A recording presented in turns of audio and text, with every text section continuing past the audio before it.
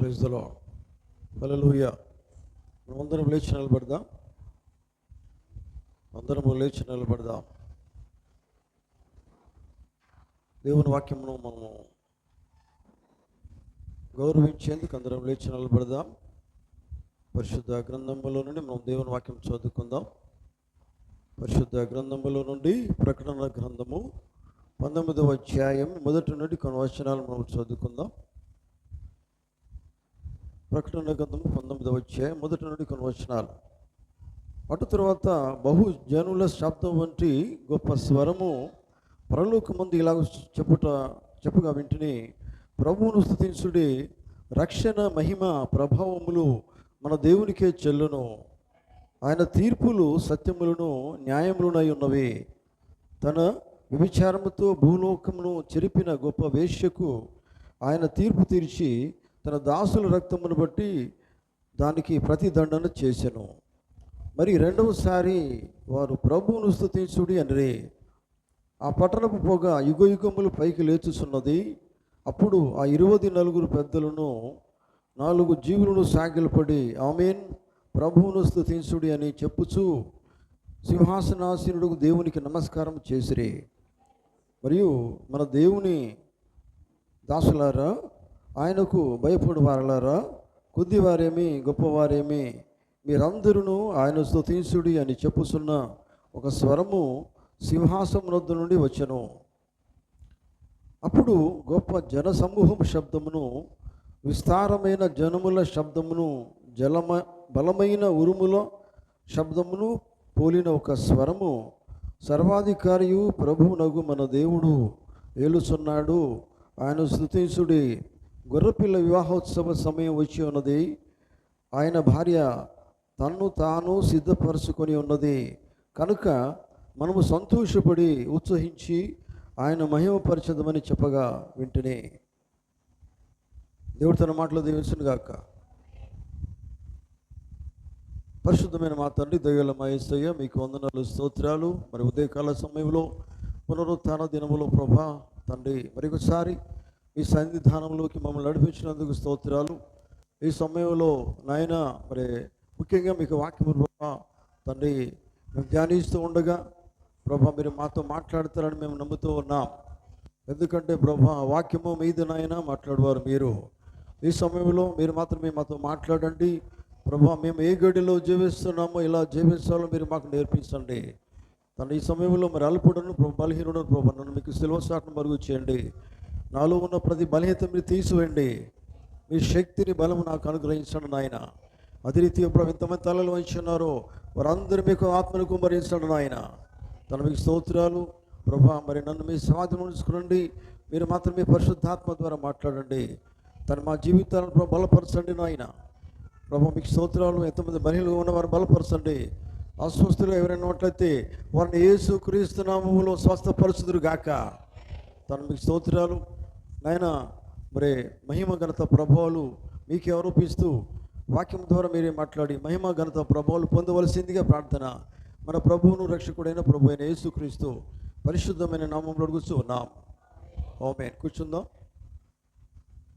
క్రీస్తునందు ప్రేమైన దేవుని బిడ్డలారా, మీకందరికీ ప్రభు అయిన యేసుక్రీస్తు నామములో ఈ ఉదయకాలపు శుభం కలుగును గాక. దేవుడు మిమ్మల్ని అందరూ కూడా దీవించును గాక. ఆమేన్. మనము పరిశుద్ధ గ్రంథములో నుండి ప్రకటన గ్రంథము 19వ అధ్యాయము మొదటి నుండి 7 వచనాలు మనం చదువుకున్నాం. దేవుని స్తోత్రం. హల్లెలూయా, హల్లెలూయా. జాగ్రత్తగా దేవుని వాక్యం వినాలని నేను కోరుతూ ఉన్నాను. దేవునికి స్తోత్రం కలుగును గాక. ఎందుకంటే మనం దేవుని వాక్యం వినడానికే వచ్చి ఉన్నాం. ఆమేన్. మనం ఎప్పుడు కూడా దేవునికి స్తుతి స్తోత్రాలు ఆరోపిస్తూ దేవుణ్ణి మహిమపరుస్తూ ఉండాలి. ఆమేన్. హల్లెలూయా, హల్లెలూయా. ప్రకటన గ్రంథము 19వ అధ్యాయము మొదటి నుండి కొన్ని వచనాలు మనం చదువుకున్నాం. ప్రియులారా చూడండి, ఇక్కడ 7వ వచనంలో ఆ మాట ఒకసారి మనం చదువుకుందాం. చూడండి, అక్కడ ఏముందంటే, అప్పుడు గొప్ప జనసమూహం శబ్దములను, విస్తారమైన జలముల శబ్దమును, బలమైన ఉరుముల శబ్దమును పోలిన ఒక స్వరము, సర్వాధికారియు ప్రభువునగు మన దేవుడు ఏలుచున్నాడు, ఆయన స్తుతించుడి. తర్వాత గొర్రెపిల్లి వివాహోత్సవ సమయం వచ్చినది, ఆయన భార్య తను తాను సిద్ధపరుచుకొని ఉన్నది. ఆమేన్. హల్లెలూయా. ఎంతమంది నిజంగా సంతోషంగా ఉన్నారా? హల్లెలూయా, హల్లెలూయా. దేవునికి స్తోత్రం. మౌనంగా ఉండొద్దండి, ఎందుకంటే మనం ఉన్నది దేవుని సన్నిధిలో. ఎవరు మౌనంగా ఉన్నారు అనేది కూడా దేవుడు చూస్తున్నాడు ఆయన. హల్లెలూయా. దేవునికి స్తోత్రం. ఎవరు దేవుని ఆరాధిస్తున్నారు, ఎవరు హృదయపూర్వకంగా ఆరాధిస్తున్నారు, సంతోషంగా ఆరాధిస్తున్నారు, గణపరుస్తున్నారు అనే సంగతి దేవుడు ఎరిగి ఉన్నాడు ఆయన. హల్లెలూయా. కనుక ఎందుకంటే ప్రియులారా, సంతోషంగా మనం దేవుని ఆరాధించే సమయం ఇది. ఇది ఆరాధన దినమై ఉన్నది. దేవునికి స్తోత్రం. దేవుడు మాత్రమే ఆరాధనకు అర్హుడు. నిజమే కదా? అర్హుడవు నీవే నా యేసే అని పాట పాడినా. అర్హుడు ఆయనే. హల్లెలూయా. ఆయనకే మహిమ ఘనత ప్రభావాలు ఆరోపిస్తూ, మహిమ ఘనత ప్రభ ఆయనకే చెల్లును గాక. ఆమేన్. గొర్రెపిల్ల వివాహోత్సవ సమయం వచ్చి ఉన్నది. ఆయన భార్య తను తాను సిద్ధపరుచుకొని ఉన్నది అనే వాక్యం మనం చదువుకున్నాం. దేవునికి స్తోత్రం. మనం ధ్యానించే సబ్జెక్ట్ కూడా ఇదే. దేవునికి స్తోత్రం. గొర్రెపిల్ల వివాహోత్సవ సమయం వచ్చి ఉన్నది. నమ్ముతున్నారా? ఈ గడి ఎటువంటిదండి? దేవునికి స్తోత్రం. వివాహోత్సవ సమయం వచ్చి ఉన్నదంటే మనం చేయవలసింది ఏంటిదిగా? వివాహము సమయం వచ్చినప్పుడు చాలా ఆనందంగా గడుపుతారు, చాలా సంతోషంగా గడిపే సమయం అది. నిజమేనా? హల్లెలూయా. దేవునికి స్తోత్రం. హల్లెలూయా. దేవునికి కావలసినటువంటి వధువు ఎలా ఉండాలని వాక్యం సెలవిస్తున్నది. ఎలా ఉండమని వాక్యం సెలవిస్తున్నది ప్రియులారా? చూడండి, ఆయన వధువు ఎలా ఉండాలట? మత్స ముడత కలకం లేని రీతిగా ఉండాలని బైబిల్ చెప్తుంది. బైబిల్ సెలవిస్తూ ఉన్నది. ఎఫెసీయులకు రాసిన పత్రికలో మాట్లాడో చూడండి, 5వ అధ్యాయము 5వ అధ్యాయంలో మాట్లాడో చూడండి ఒకసారి. ఎఫెసీయులకు రాసిన పత్రిక 5వ అధ్యాయము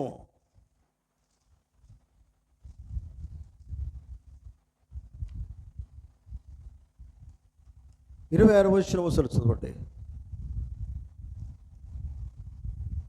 5వ అధ్యాయము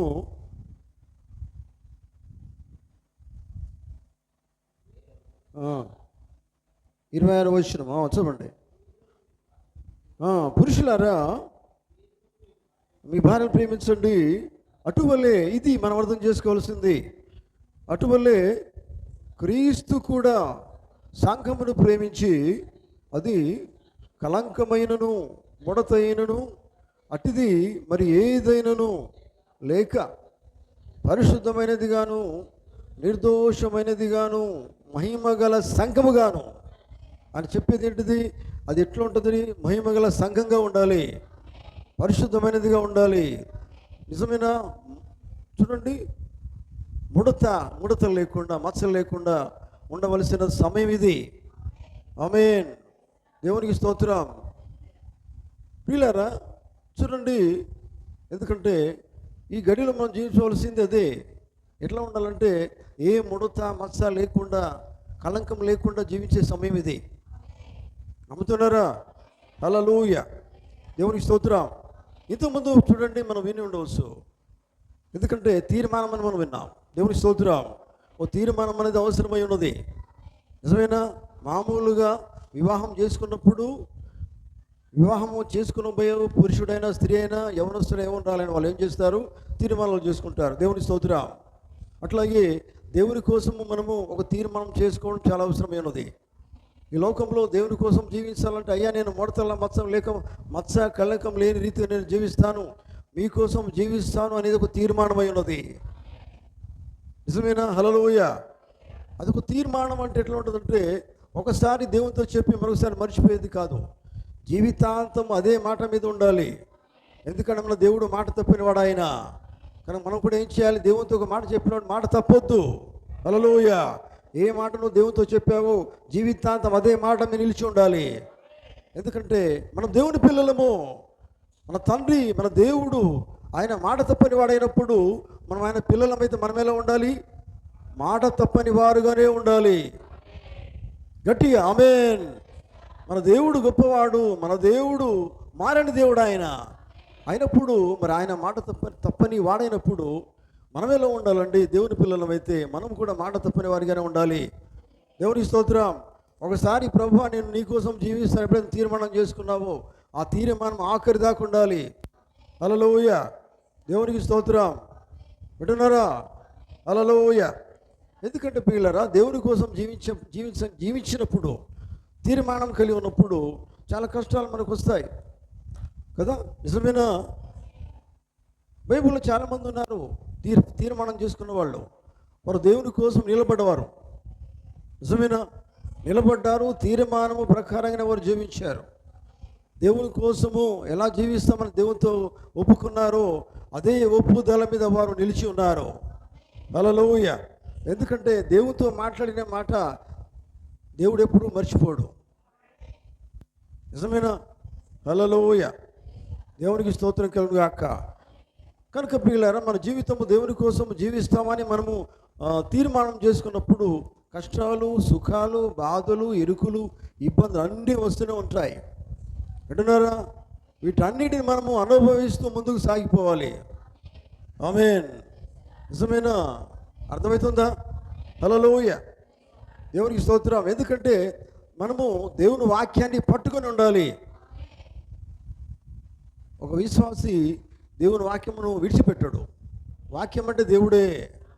ఆమేన్. అర్థమవుతుందా? ఒక నిజమైన విశ్వాసి దేవుని వాక్యాన్ని విడిచిపెట్టాడు. జీవితాంతం అదే వాక్యాన్ని పట్టుకొని నడుస్తాడు.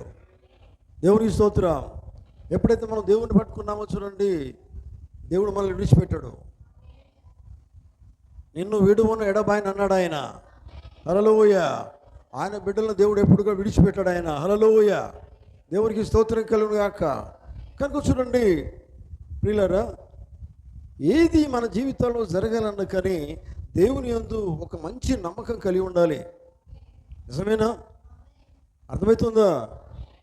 ఎందుకంటే నమ్మకము కలిగి ఉండాలి, ఆయన కోసం జీవించాలి అనేది ఒక స్థిరమైన నిర్ణయం మనం కలిగి ఉండాలి. దేవునికి స్తోత్రం. చూడండి, మనం దేవుని కోసం జీవిస్తున్నప్పుడు అధైర్యపడవద్దు. అర్థమవుతుందా? దేవుని కోసం జీవిస్తున్నప్పుడు ధైర్యంగా నిలబడాలి. నిజమైన విశ్వాసం ధైర్యాన్ని కలిగి ఉంటాడు. వాక్యం పట్టుకుంటాడు. వాక్యం పట్టుకున్నప్పుడు ఎటువంటి పరిస్థితులు ఉన్నప్పుడు ధైర్యంగా జీవిస్తాడు ఆయన. హల్లెలూయా. ఎందుకంటే దేవుడు తోడుగా ఉన్నాడని ధైర్యం కలిగి ఉంటాడు. ఆమేన్. దేవునికి స్తోత్రం. చూడండి, దేవుడు చెప్పిన మాట తప్పకుండా మనం నెరవేర్చవలసిన వారమై ఉన్నాం. ఆమేన్. హల్లెలూయా. ఎందుకంటే ప్రియులారా, మనం చదువుకున్న వాక్యంలో ఇప్పుడు పెళ్లి కుమారుడు వివాహ సమయము అన్నప్పుడు వధువు ఆయన భార్య ఎలా ఉన్నదట? బైబిల్ ఏం చెప్తున్నది? తను తాను సిద్ధపరుచుకొని ఉన్నది. దేవుని స్తోత్రం. ఆమె ఏమి కలిగి సిద్ధపడి ఉన్నది? లోకం కాదు కలిగి ఉన్నది. దేవుని స్తోత్రం. అర్థమవుతుందా? ఆమె ఏమి కలిగి ఉన్నది?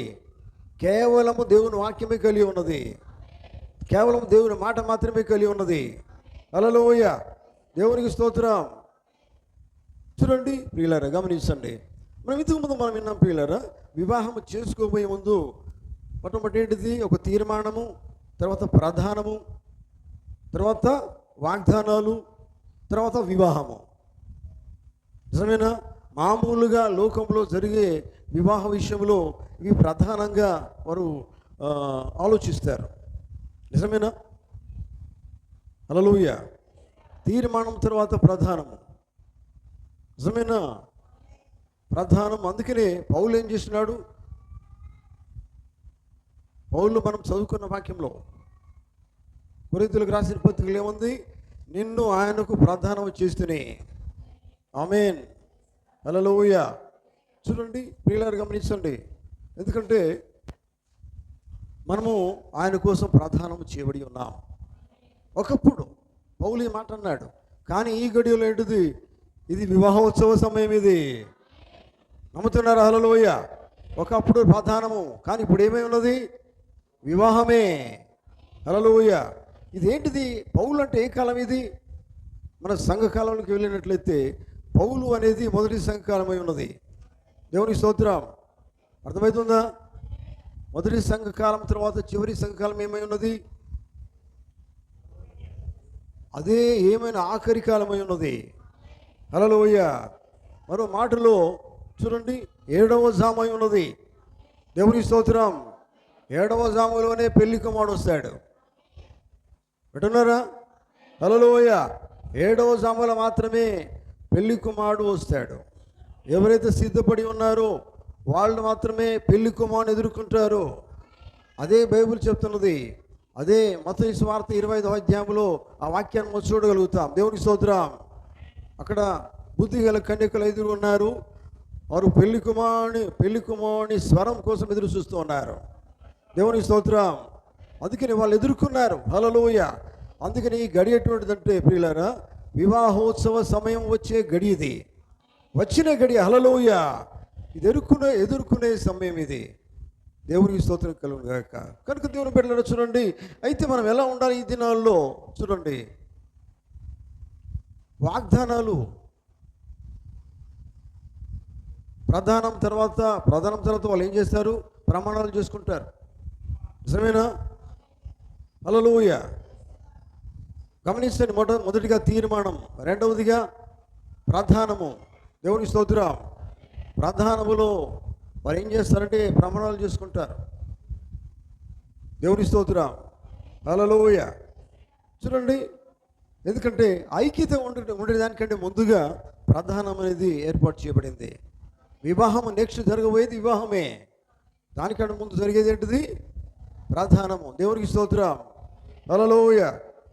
కనుక ఈ విధంగా ఇది విషయం మనం అర్థం చేసుకోవాలి. దేవునికి స్తోత్రం. చూడండి పిల్లలు, గమనించండి. ఎట్లా ప్రమాణాలు చేస్తారండి ప్రధానంలో? నేను నిన్ను ప్రేమిస్తాను, నీవు నన్ను ప్రేమిస్తున్నావు, మనమిద్దరం కూడా ఒకటి కాబోతున్నాం, చిరకాలము జీవితాంతం ఒకటిగా మనం జీవిస్తాం అని ప్రమాణాలు చేస్తారు. ఆమేన్. ముందు ఒకటి సిద్ధపరచబడి ఉన్నది. ఒక వివాహం అనేది దానికంటే ముందుగా ప్రధానం అనేది వాళ్ళు చేస్తారు, ప్రమాణాలు చేస్తారు. దేవునికి స్తోత్రం. హల్లెలూయా. అట్లాగే ప్రియులారా, మరి మనము ప్రధానము చేయబడిన తర్వాత దేవునితో ప్రమాణం చేయాలి. దేవునికి స్తోత్రం. చూడండి, నేను నీ కోసమే జీవిస్తాను ప్రభా, నీవు నన్ను నీ భార్యగా చేసుకోబోతున్నావు. దేవునికి స్తోత్రం. కనుక నేను చిరకాలం మీతోనే జీవిస్తాను. ఆమేన్ అనే ప్రమాణము మనం చేయవలసి ఉన్నది. ఆమేన్.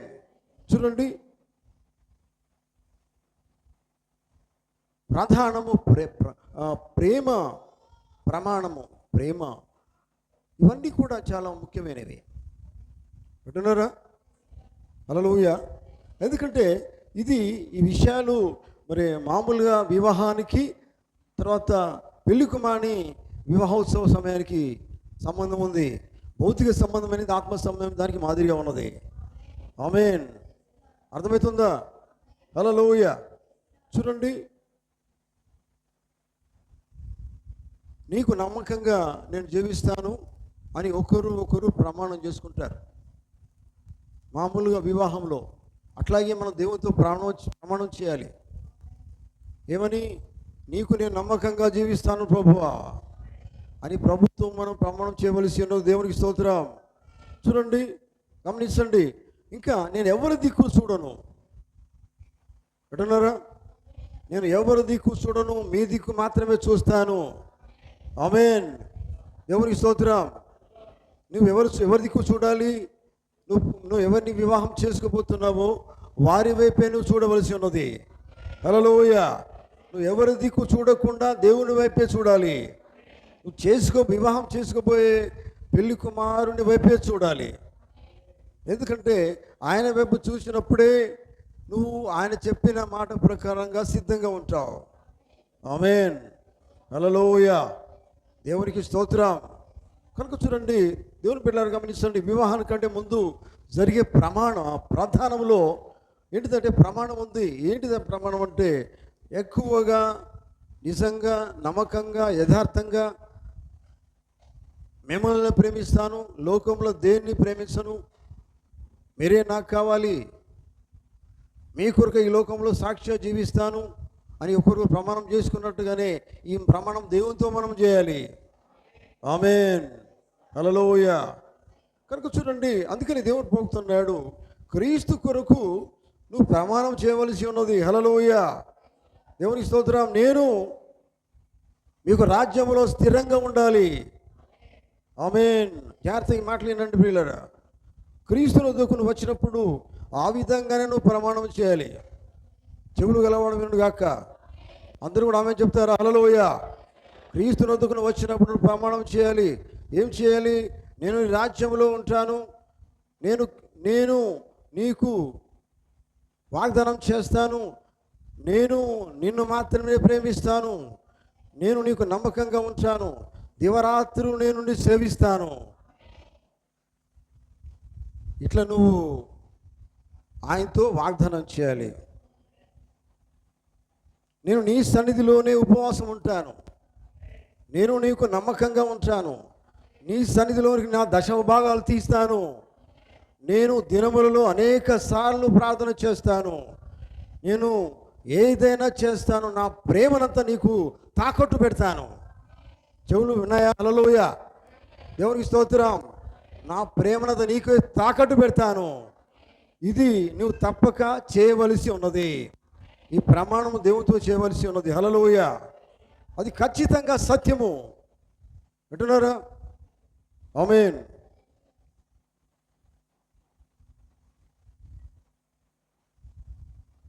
నువ్వు ఏదైతే ప్రమాణం చేస్తున్నావో ఆ ప్రమాణము అనేది తప్పక నీ హృదయం నుంచి రావాలి. ఆమేన్ చెప్తారా? హల్లెలూయా. ఏ ప్రమాణం చేస్తున్నావో పెదవులతో కాదు వచ్చేది. ఆ ప్రమాణం ఎక్కడి నుంచి రావాలి? ఎక్కడి నుంచి రావాలి? గట్టిగా చెప్తారు. హల్లెలూయా. ఆ ప్రమాణము పెదవుల నుంచి కాదు వచ్చేది, హృదయం నుంచి రావాలి. హృదయం నుంచి వచ్చినప్పుడు నీ హృదయంలో అదే ఉన్నది కనుక అదే నువ్వు చేస్తావు. గట్టిగా చెప్తారు. హల్లెలూయా. ఈ ప్రమాణం చూడండి. నేను నీకోసం జీవిస్తాను, నమ్మకంగా జీవిస్తాను, నీకోసం ఏదైనా చేస్తాను, నా ప్రేమనంతా నీకోసమే తాకట్టు పెడతాను. హల్లెలూయా, దేవునికి స్తోత్రం. ఉపవాసం ఉంటాను, ఇట్లా ప్రార్థన చేయాలి. ఉపవాసం ఉంటాను, తర్వాత నా దశమ భాగాలు నీకే చెల్లిస్తాను, నేను దినమంతా కూడా ప్రార్థన చేస్తాను. ఇటువంటి ఎవరితోనూ నమ్మకంగా జీవించాలి. ఎవరికి ప్రమాణం చేయాలి? యేసు ప్రభువుతో ప్రమాణం చేయాలి. ఆమేన్. హల్లెలూయా. చూడండి, ఇక్కడ చూడండి, నీ భర్తకు నువ్వైతే వాగ్దానం చేశావో అది నీ హృదయం నుండి కనుక చేయనట్లయితే నువ్వు పరిపూర్ణంగా ఆ మాటలు చెప్పడం లేదు. జాగ్రత్త వినండి. ఇక్కడ ఏమన్నారంటే, నీ భర్తకు నీవు ఏ వాగ్దానం చేస్తున్నావో ఆ వాగ్దానం ఎక్కడి నుంచి రావాలి? హృదయం నుంచి రావాలి. హృదయం నుంచి కనుక నీకు రానట్లయితే, హృదయం నుంచి ఆ మాట చెప్పనట్లయితే, ప్రమాణం చేయనట్లయితే నీవు పరిపూర్ణంగా ఖచ్చితంగా ఆయనతో జీవించడం లేదు. అర్థమైందా? నువ్వు ఆయనతో జీవిస్తలేవు, మీదికే చెప్తున్నావు, పెదవులతో చెప్తున్నావు కానీ హృదయం నుంచి లేదు. హల్లెలూయా. హృదయం నుంచి లేదు అది. హల్లెలూయా. చూడండి,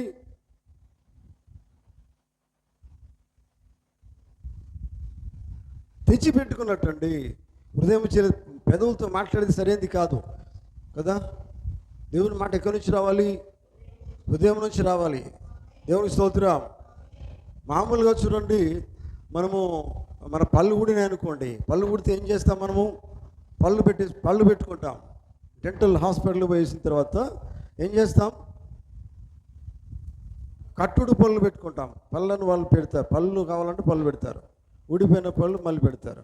కానీ అవి ఏ పళ్ళు అంటే ఒరిజినల్ పళ్ళు కావు, దేవుడిచ్చిన పళ్ళు కాదది. దేవుని స్తోత్రం.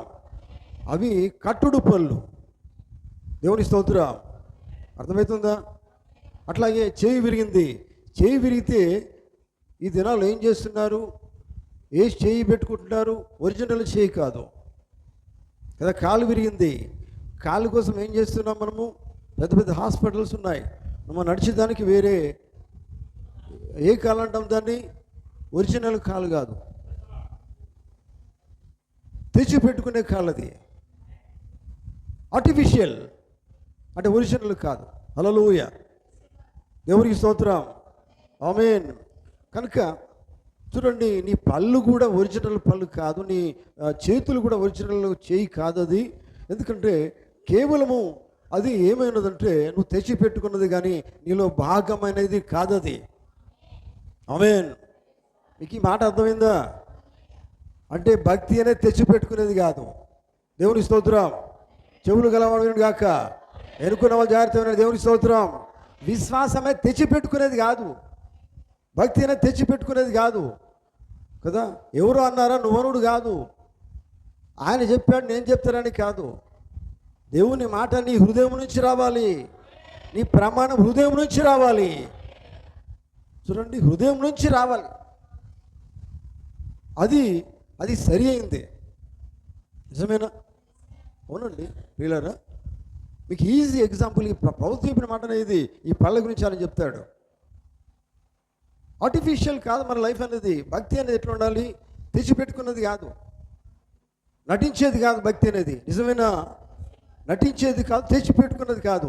అది ఎక్కడి నుంచి రావాలి? నీ లోపల నుంచి రావాలి. ఆమేన్. హల్లెలూయా. చూడండి, అందుకనే మనం ప్రమాణము క్రీస్తుకు చేసినప్పుడు చూడండి మనం ఆయనలో భాగంగా మారవలసి ఉన్నది. ఆయనలో భాగంగా మారినప్పుడు ఒక స్త్రీ పురుషులు ఒకరిలో ఒకరు భాగమై ఉండనప్పుడు అప్పుడు మనము కృత్రిమంగా క్రైస్తవులమై ఉన్నాం. అర్థం కాలే? మన ఒరిజినల్ క్రైస్తవం కాదు కానీ కృత్రిమంగా క్రైస్తవులమై ఉన్నాం. అంటే నిజంగా ప్రేమించడం లేదు, మాటలు మాత్రమే ఉన్నాయి. అర్థమైందా? నిజంగా ప్రేమించడం లేదు, మాటలు బాగా చెప్తాం కానీ నిజంగా దేవుణ్ణి ప్రేమించడం లేదు. ఇప్పుడు భార్యాభర్తలు ఉన్నారనుకోండి, భార్యాభర్తలు ఉన్నప్పుడు వారు మాటలు చెప్పుకునేది ప్రేమ కాదు. అది ఒకరిని ఒకరు ఎలా ఉండాలి? విడువక ఎడవాక ప్రేమించాలా. ఆమేన్. దీనికి పోలిక ఏంటంటే యేసుక్రీస్తు ఆయన భార్య, విడువక ఒకరినొకరు ప్రేమించాలి. ఆమేన్. ఎడబాయిని ప్రేమది. దేవుని స్తోత్రం. అందుకని ఇది ఎగ్జాంపుల్గా ఆయన మాట్లాడుతున్నాడు. చూడండి అందుకని ఆయన ఏమన్నారు? మన ప్రమాణము ఒకరినొకరు చేసుకున్నప్పుడు అది ఎలా ఉండాలంటే అది భాగమై ఉన్నప్పుడు మాత్రమే నిజమైన ప్రమాణం వస్తుంది. ఆమేన్. అట్లాగే క్రీస్తులో మనం భాగమై ఉన్నప్పుడు మాత్రమే నిజమైన వాగ్దానం ఉంటుంది. అక్కడ నిజంగా ఆయన కోసం జీవిస్తావు, అప్పుడు నిజంగా ఆయనలో భాగమై ఉంటావు. లేకపోతే నీ జీవితం అంట ఎట్లా ఉంటుందంటే ఆ జీవితం అంతా కూడా కృత్రిమంగా ఏర్పాటు చేసుకున్న భక్తి, కృత్రిమంగా నువ్వు తెచ్చిపెట్టుకున్న భక్తి, నటించే భక్తి, అది నిజమైంది కాదు. హల్లెలూయా. కనుక ప్రియులారా గమనించండి, ఈ దినాన్ని అదే జరుగుతుంది ప్రియులారా. ఈ దినాన్ని మనకి ఏం కావాలి? అందరం ఎట్లా ఉన్నామంటే ఆర్టిఫిషియల్గా భక్తి ఉన్నట్టుగా మనకు నటిస్తూ ఉన్నాం, కానీ దేవునికి అది ఇష్టం లేదు. కానీ ఆయన వధువు అట్లా ఉండదు. వధువు ఆయనలో భాగమై ఉన్నది. ఆమె చెప్తారు హల్లెలూయా. ఆయన నిజమైన వధువు ఆయనలో భాగమై ఉన్నది. ఆయనలో భాగమై ఉన్నది కనుక ఆయన ఏమై ఉన్నాడో అదే కలిగి ఉంటుంది. ఆయన ఏమై ఉన్నాడు? వాక్యమై ఉన్నాడు. ఆయన ఏమై ఉన్నాడు? వర్తమానమై ఉన్నాడు. ఆయన ఏమై ఉన్నాడు? స్వస్థపరిచేవాడై ఉన్నాడు. ఆయన ఏమై ఉన్నాడు? బలవంతుడై ఉన్నాడు. ఆయన దేవుని వాక్యమై ఉన్నాడు. ఆయన ఏమై ఉన్నాడు? ఆయన భార్య అదే కలిగి ఉన్నది. హల్లెలూయా. దేవునికి స్తోత్రం కలుగును గాక. మరి ఈ దినాన ఈ గడిలో మనకు కావలసింది అదే. వింటున్నారా? హల్లెలూయా. మనం ఏదో మన భక్తి అంతా కూడా ఇంకోరికి చూపెట్టాలని ప్రయత్నం చేయవద్దు. వింటున్నారా? ఇటు చూడండి. దేవుని స్తోత్రం. నా భక్తి చూడండి అని ఇంకోరు చూపెట్టే సమయం కాదు ఇది. నా భక్తి చూడండి అని ఇంకోరు చూపెట్టే సమయం కాదు ఇది. నువ్వు జీవించే సమయం ఇది. వాక్యం నీ లోపల ఉండాలి, దేవుడు నీ లోపల ఉండాలి, వర్తమానం నీ లోపల ఉండాలి, క్రీస్తు నీ లోపల ఉండాలి, పెళ్లి కుమారుడు నీ లోపల ఉండాలి. పెళ్లి కుమారుడు నీ లోపల ఉన్నట్లయితే పెళ్లి కుమార్తెగా జీవిస్తావు, నీవుగా సిద్ధపడతావు. హల్లెలూయా. చూడండి పిల్లలు గమనించండి. అందుకనే మొదటికి మనం ఏం చేయాలంటే తీర్మానం అనేది చాలా ప్రాముఖ్యమైంది. తీర్మానం అనేది ఎప్పుడు దాకా ఉండాలి? ఆఖరి దాకా ఉండాలి. నిజమేనా? భార్యాభర్తలు వివాహం కాకముందు పెళ్లి కాబోయే వాళ్ళు తీర్మానం చేసుకుంటారు కదా. మంచి వాళ్ళనే చూసుకుంటారు. మంచి వాళ్ళైనా అబ్బాయి వాళ్ళ అమ్మాయి వాళ్ళైనా మంచి వాళ్ళ కాదని తెలుసుకుంటారు. తర్వాతనే తీర్మానం చేసుకుంటారు. నిజమేనా? తీర్మానం తర్వాత ప్రధానం కాడికి వస్తారు. ప్రధానం చేసుకున్న తర్వాత అక్కడ వాగ్దాన ప్రమాణాలు చేస్తారు. తర్వాత వివాహం దగ్గరికి వస్తారు. చూడండి, అట్లాగే ఇది ఆత్మీయంగా పోల్చుకోవాలి. దేవునికి స్తోత్రం. అర్థమవుతుందా? ప్రతిదాన్ని మనం ఆత్మీయంగా పోల్చుకోవాల్సి ఉన్నది. ఎందుకంటే ఆ గడి ఇది. దేవునికి స్తోత్రం. అందుకనే పెళ్లి కుమారునిగా ఆయన వస్తున్నప్పుడు పెళ్లి కుమార్తెగా నువ్వు ఎట్లా ఉండాలి? ఆయన ఇష్టపడే దానిగా ఉండాలి కదా. ప్రతి విషయాన్ని ఆయన చూస్తాడు. చూడండి, ప్రతి కార్యం ఆయన చూస్తాడు.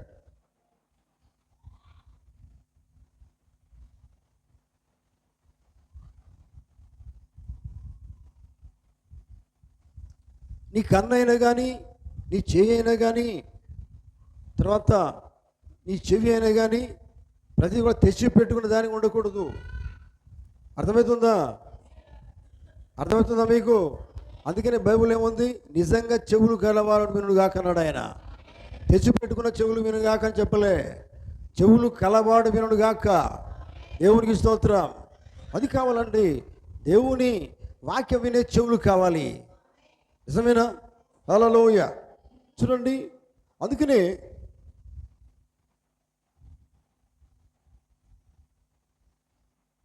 యథార్థంగా జీవించే వధువు ఆయనకు కావాలా. ఆమేన్. హల్లెలూయా. చూడండి ప్రియులారా, గమనించండి. ఇప్పుడు భర్త ఉన్నాడు. ఆ భర్తకి భార్య ఎలా కనబడాలి? ఎలా కనబడాలి? భర్త భార్య విషయంలో ఎలా కోరుకుంటాడు? యథార్థంగా ఉండాలని కోరుకుంటాడు. ఆమె చెప్తారా? హల్లెలూయా. అట్లాగే మరి యేసు ప్రభు ఏం కోరుకుంటాడు? నేను చేసుకోయే భార్య, పెళ్లి కుమార్తె యథార్థంగా ఉండాలి. ఏ మచ్చ, ఏ పాపము, ఏ డాగు లేకుండా ఉండాలి. చూడండి, అటువంటి దానికి కావాలా. అటువంటి దాన్ని సిద్ధపడి ఉన్న దాన్ని ఆయన వివాహం చేసుకుంటాడు. దేవుని స్తోత్రం. ఆమేన్. చూడండి, కనుక గమనించండి.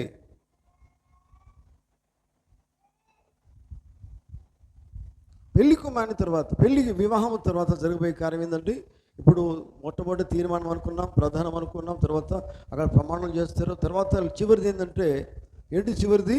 వివాహమే. వివాహము చేసుకున్నప్పుడు ఏమవుతుంది? వివాహము చేసుకున్న తర్వాత ఏమవుతుందంటే, పెళ్లి కుమారుని భార్య, పెళ్లి కుమారుని యొక్క పేరు పెళ్లి కుమార్తెకు వస్తుంది. ఆమేన్. హల్లెలూయా. నిజమేనా? అవునండి. ఇంతవరకు దాకా ఉన్న పేరు వేరు, ఇంతవరకు దాకా ఉన్నది వంశము వేరు. ఇప్పుడు ఏమవుతుంది? ఎవరి సొత్తు అవుతుంది? ఆ భార్య చేసుకున్న తర్వాత భర్త సొత్తు అవుతుంది. ఆమేన్ చెప్తారా? హల్లెలూయా. అట్లాగే మనం ఏమవుతున్నాం? వివాహము చేసుకున్న తర్వాత మనం మన సొత్తు కాదు, మనం ఏమై ఉన్నాం? యేసు క్రీస్తు సొత్తు అయి ఉన్నాం. అందుకే ఆయన అన్నాడు, నేను మిమ్మల్ని విలువ పెట్టుకొని ఉన్నాను అన్నాడు ఆయన. నా రక్తము ద్వారా మిమ్మల్ని నేను విలువ పెట్టుకొనుకున్నాను. దేవునికి స్తోత్రం. కనుక ఇప్పుడు మనకి ఏ పేరు వస్తుందంటే, మనకు తర్వాత యేసుక్రీస్తుని మనం వివాహం చేసుకుంటే శ్రీమతి యేసుక్రీస్తు అనే పేరు వస్తుంది. ఆమె చెప్తారా? హల్లెలూయా. మనకి ఏ పేరు వస్తుంది? ఆయనలో భాగమైతే యేసుక్రీస్తు ఆయన పేరు అనుకో. ఆయన పేరు యేసుక్రీస్తు అయితే, మన భర్త యేసుక్రీస్తు అయితే మనకి ఏ పేరు వస్తుంది? శ్రీమతి యేసుక్రీస్తు. అర్థమవుతుందా? అంటే ఎందుకంటే మనం ఎక్కడున్నామంటే ఆయనలో భాగమై ఉన్నాం. ఆయనలో భాగమైన వారికి అందరికీ కూడా ఆయన పేరే వస్తుంది. ఆమేన్. హల్లెలూయా. కనుక చూడండి, ఇప్పుడు ఎంత మాత్రం కూడా ఆమెకి సొంత పని చేసేది లేదు, సొంత ఆలోచన లేదు. ఎందుకంటే ఏ విషయం ఉన్నా కానీ ఎక్కడి నుంచి రావాలి? భర్త నుంచి రావాలా. ఆమేన్. అట్లాగే మనం ఏం చేయాలి? ఏ విషయమైనా కానీ దేవుడు చెప్పింది మాత్రమే చేయాలి. దేవుని వ్యతిరేకంగా చేసేది ఏది కూడా లేదు. ఆమేన్ చెప్తారా? హల్లెలూయా. దేవుని వ్యతిరేకంగా ఏది కూడా చేసేది లేదు. ప్రతి విషయము కూడా ఆయన నుంచే మనం ఏం చేయాలి? పర్మిషన్ తీసుకోవాలా. ఆమేన్. చూడండి, నీలో క్రీస్తు ఒక జీవము నీలోని కనుక వచ్చినట్లయితే ఆ జీవము కలిగినటువంటి ఆయన భార్యగా సిద్ధపడతావు. ఆమేన్. జీవం లేని భార్యగా కాదండి, జీవం. ఇప్పుడు చూడండి, ఆమె సిద్ధపడి ఉన్నదని బైబిల్ చెప్తున్నది. పెళ్లి కుమార్తెగా తాను సిద్ధపడి ఉన్నది. ఎందుకు సిద్ధపడి ఉన్నదంటే దానికంటే ముందేమన్నది, ఇది వివాహోత్సవ సమయం వచ్చి ఉన్నది. వివాహము అనే సమయం వచ్చింది కనుకనే ఆమె ధరించుకొని ఉన్నది, తాను సిద్ధపడి ఉన్నది. వివాహం అప్పుడు ఏం చేస్తారు, అందరూ కూడా మంచి మంచి వస్త్రం, అంటే సెపరేట్గా వస్త్రాలు ధరిస్తారు కదా. వివాహం అప్పుడు మామూలు వస్త్రాలు కాదు కదా, ఇంకా చాలా ఇంపార్టెంట్ గవర్నమెంట్స్ అంటే వస్త్రాలు ధరిస్తారు. దేవుని స్తోత్రం కదా, నిజమేనా? హల్లెలూయా. కనుక ఎందుకంటే అది ప్రత్యేకమైంది. ఇంతకుముందు ధరించే వస్త్రాలు వేరు.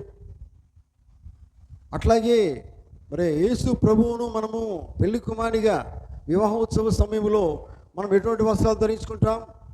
బైబిల్ ఏం చెప్తున్నది? కేవలము వాక్యం మాత్రమే, వాక్యం అనే వస్త్రం మాత్రమే ధరించుకోవాలి. ఆమేన్. ఎందుకంటే వాక్యం అంటే దేవుడే కదా, ఆయన మాత్రమే ధరించుకోవాలి. మనలో చూస్తే మనం ఆయనకి ఎవరు కనబడాలి? దేవుడే కనబడాలి. పెళ్లి కుమార్తెలు ఎవరు కనబడాలి? దేవుడే కనబడాలి, అంటే భర్త కనబడాలి. ఆమేన్. అవునండి, ఆయన భార్యలో ఆయన కనబడాలా. మరో మాటలు చెప్పాలా? అందుకనే వాక్యం చెప్తుంది, మీరు అద్దమై ఉన్నారు. అద్దములు ఎవరు కనబడాలి? రిఫ్లెక్షన్ రావాలా. రిఫ్లెక్షన్ అంటే ఏంటిది? మామూలుగా మనం అద్దము చూస్తే మనమే కనబడతాం. అద్దములో ఎవరు కనబడాలా? మనమే అద్దమైతే మనలో ఎవరు కనబడాలి? యేసుక్రీస్తు కనబడాలి. మన జీవితంలో ఆయన చూపెట్టాల. అర్థమవుతుందా? ఆమేన్. హల్లెలూయా. చూడండి, ఎందుకంటే మిగిలారా, ఈ వివాహం ద్వారా ఇద్దరు ఒక్కటిగా చేయబడుతున్నారు. ఆమేన్. నిజమేనా? ఇది లోకంలో ఉన్నట్టు వివాహంలో సంగతి. అట్లాగే దీనికి సాదృశ్యంగానే మనము క్రీస్తు మనము ఒకటై ఉన్నాం వివాహము ద్వారా. నిజమేనా? ఒక్కటిగా చేయబడి ఉన్నాం. ఆదాములో అవ్వ భాగమై ఉన్నది. నిజమేనా? ఆదాములో అవ్వ భాగమై ఉన్నది. అందుకని అవ్వను దేవుడు చేసిన తర్వాత అది ఆదాము నుండే తీశాడు. ఆయన తీసిన తర్వాత ఆయన ఏమన్నాడు? నా శరీరములో శరీరము, నా ఎముకలో ఎముక. నిజమేనా? హల్లెలూయా. ఎందుకంటే ఆయనలోని తీయబడింది. అట్లాగే మరి యేసు ప్రభు నిన్ను గురించి, నన్ను గురించి, మనందరి గురించి ఏం చెప్పాలి? ఆయన నా శరీరంలో శరీరం అనాలి, ఆయన నా ఎముకలో ఎముక. అర్థమైంది? నేను ఆమె ఒకటై ఉన్నాం. ఆమేన్. హల్లెలూయా. క్రీస్తులో వివాహమైనప్పుడు, వివాహం అయిన తర్వాత సెపరేట్ కాదు, భార్య భర్త ఒకటై ఉన్నారు. అట్లాగే మనము క్రీస్తు ఒకటై ఉన్నాం. ఆమేన్. చూడండి, దేవుని బిడ్డలారా గమనించండి, నీలో క్రీస్తు ఆయన ఒక జీవము నీలోకి తేబడింది. నీవు జీవమై ఉన్నావు, ఎందుకంటే ఆయనలో నీవు భాగమై ఉన్నావు. క్రీస్తులో వివాహం అయిన తర్వాత, వివాహం నువ్వు చేసుకున్న తర్వాత ఏమైందంటే నీవు ఆయన ఒకటై ఉన్నారు. ఆమేన్. హల్లెలూయా. చూడండి, కనుక దేవుని బిడ్డలారా ప్రమాణాలు అయిపోయిన తర్వాత చూడండి, అన్ని ప్రమాణాలు, వివాహంలో ప్రమాణాలు చేస్తారు. ఏమని ప్రమాణం చేస్తారు? వ్యాధి అందును, బాధ అందును, మరణం వరకు కూడా నేను నమ్మకంగా నీ కోసమే జీవిస్తా. ఇద్దరు ప్రమాణాలు చేస్తారు. నిజమేనా? నిజమేనా? అదే ప్రమాణం మనం దేవునితో చేయాలి. హల్లెలూయా. ఆయన కూడా చెప్తాడు, ఆయన భార్యను విడిచిపెట్టాడు. ఆయనకి ఇష్టమైన భార్య ఆయన విడిచిపెట్టాడు. దేవుని స్తోత్రం. మనము మన భర్త ఆయన మనం విడిచిపెట్టద్దు. అర్థమవుతుందా? భౌతికంగా వివాహం జరుగుతున్నప్పుడు ఆత్మ సంబంధమైనది కూడా ఉన్నది బైబిల్ ప్రకారంగా. ఆమేన్. అర్థమవుతుందా? పెట్టండి, అర్థమవుతుందా? హల్లెలూయా. కనుక చూడండి, అంటే ఇప్పుడు ఏంటంటే మనము వాక్యమును విడిచి బయట ఉండకూడదు. వాక్యములో మనం ఏమై ఉన్నామంటే భాగమై ఉన్నాం. ఇక్కడ మనం అర్థం చేసుకోవాల్సింది అది. వాక్యంలో భాగమవుతున్నప్పుడు అర్థమైంది, నీవు ఆయన ఒకటై ఉన్నారు. నీవు ఆయన ఒకటై ఉన్నారంటే ఆయన ఏది చెప్పిందో అదే చేస్తావు. ఆయన ఒకటి చెప్పిన ఇంకోటి చేయవు. నిజమేనా? దేవుడు ఏది చెప్తే నువ్వు అది చేయాలి. హల్లెలూయా. దేవుడు ఒకటి చెప్తే ఒకటి చేసేది లేదు. దేవుని స్తోత్రం. చూడండి, కనుక చూడండి, దేవుని బిడ్డలు గమనించండి. దేవులో ఉన్నదంతా కూడా ఎవరికి వస్తుందంటే పెళ్లి కుమారుని యొక్క ఆస్తి అంత ఎవరికి వస్తుంది? పెళ్లి కుమార్తెకి వస్తుంది. గట్టిగా ఆమె చెప్తారా? హల్లెలూయా. వివాహం చేసుకున్న తర్వాత మామూలుగా యవనస్తురాలు యవనుడు వివాహం అయిపోతుంది. యవనస్తునికి తర్వాత యవనస్తుని ఆస్తి అంత ఎవరికి వస్తుంది? ఎవరికి వస్తుందండి? భార్యకి వస్తుందా? నిజమేనా? హల్లెలూయా. ఎంత సాదృశ్యంలో చూడండి. అట్లాగే యేసుక్రీస్తు పెళ్లి కుమారుడిగా వచ్చినప్పుడు, పెళ్లి కుమార్తెగా నీవు ఉన్నప్పుడు, నీకు నీవు సిద్ధపడ్డప్పుడు, ఆయన వివాహం చేసుకున్నప్పుడు ఆయనకి ఏ ఆస్తి అయితే ఉన్నదో అదంతా నీకే వస్తుంది. ఆమేన్. ఆయనకి ఏమున్నదంతా నీకు వస్తుంది. ఆయన ఏమై ఉన్నాడో నువ్వు అదే ఉంటావు. అర్థం చేసుకుంటే దేవుని స్తోత్రం. నిజమేనా? ఆయన శక్తిమంతుడైతే నీకు ఆ శక్తి వస్తుంది. ఆమేన్. ఆయన అబద్ధం ఆడని వాడు, నువ్వు అబద్ధం ఆడకుండా జీవిస్తావు. ఎందుకంటే ఆయన పరిశుద్ధుడు. నువ్వు ఆయనలో భాగమైతే నువ్వేమవుతావు? పరిశుద్ధురాలుగా జీవిస్తావు. ఆమేన్. చూడండి, నీవు క్రీస్తులోనికి ఎప్పుడైతే వస్తావో, వచ్చినప్పుడు ఎంత మాత్రము నువ్వు లోక సంబంధివి కాదు. ఎంత మాత్రం లోక సంబంధివి కావు. ఎందుకంటే నువ్వు ఎక్కడ భాగమై ఉన్నావు? లోకంలో భాగం లేవు, కానీ నువ్వు క్రీస్తులో భాగమై ఉన్నావు. క్రీస్తులో భాగమై ఉన్నప్పుడు ఏ సంబంధివి నువ్వు? కేవలము క్రీస్తు సంబంధివే. ఎందుకంటే నీవు ఆయనను వివాహం చేసుకొని ఉన్నావు. నీవు ఆయనలో భాగమై ఉన్నావు. ఆమేన్. హల్లెలూయా. ఎందుకంటే నువ్వు క్రీస్తు వాడవై ఉన్నావు, క్రీస్తు దానవై ఉన్నావు. కనుక లోక సంబంధమైన కార్యములు నీలో ఏమాత్రము లేవు. అవన్నీ మృతమై ఉన్నాయి, అవన్నీ చనిపోయి ఉన్నాయి. దేవుని స్తోత్రం. నువ్వు కృత్రిమంగా క్రైస్తవునిగా జీవించవు. నీ భక్తి తెచ్చిపెట్టుకునేది కాదు, నీ విశ్వాసం తెచ్చిపెట్టుకునేది కాదు. అది నీ హృదయంలో నుంచి వస్తుంది. నమ్మకమైన హృదయంలో నుంచి రావాలి. ఆమేన్. నీ ప్రమాణం హృదయంలో నుంచి రావాలి. నువ్వు దేవునితో ఏమి ప్రమాణం చేసుకున్నావో అది నీ హృదయం నుంచే వస్తుంది. హల్లెలూయా. చూడండి, దేవునిలో ఉన్నదంతా కూడా గమనించండి.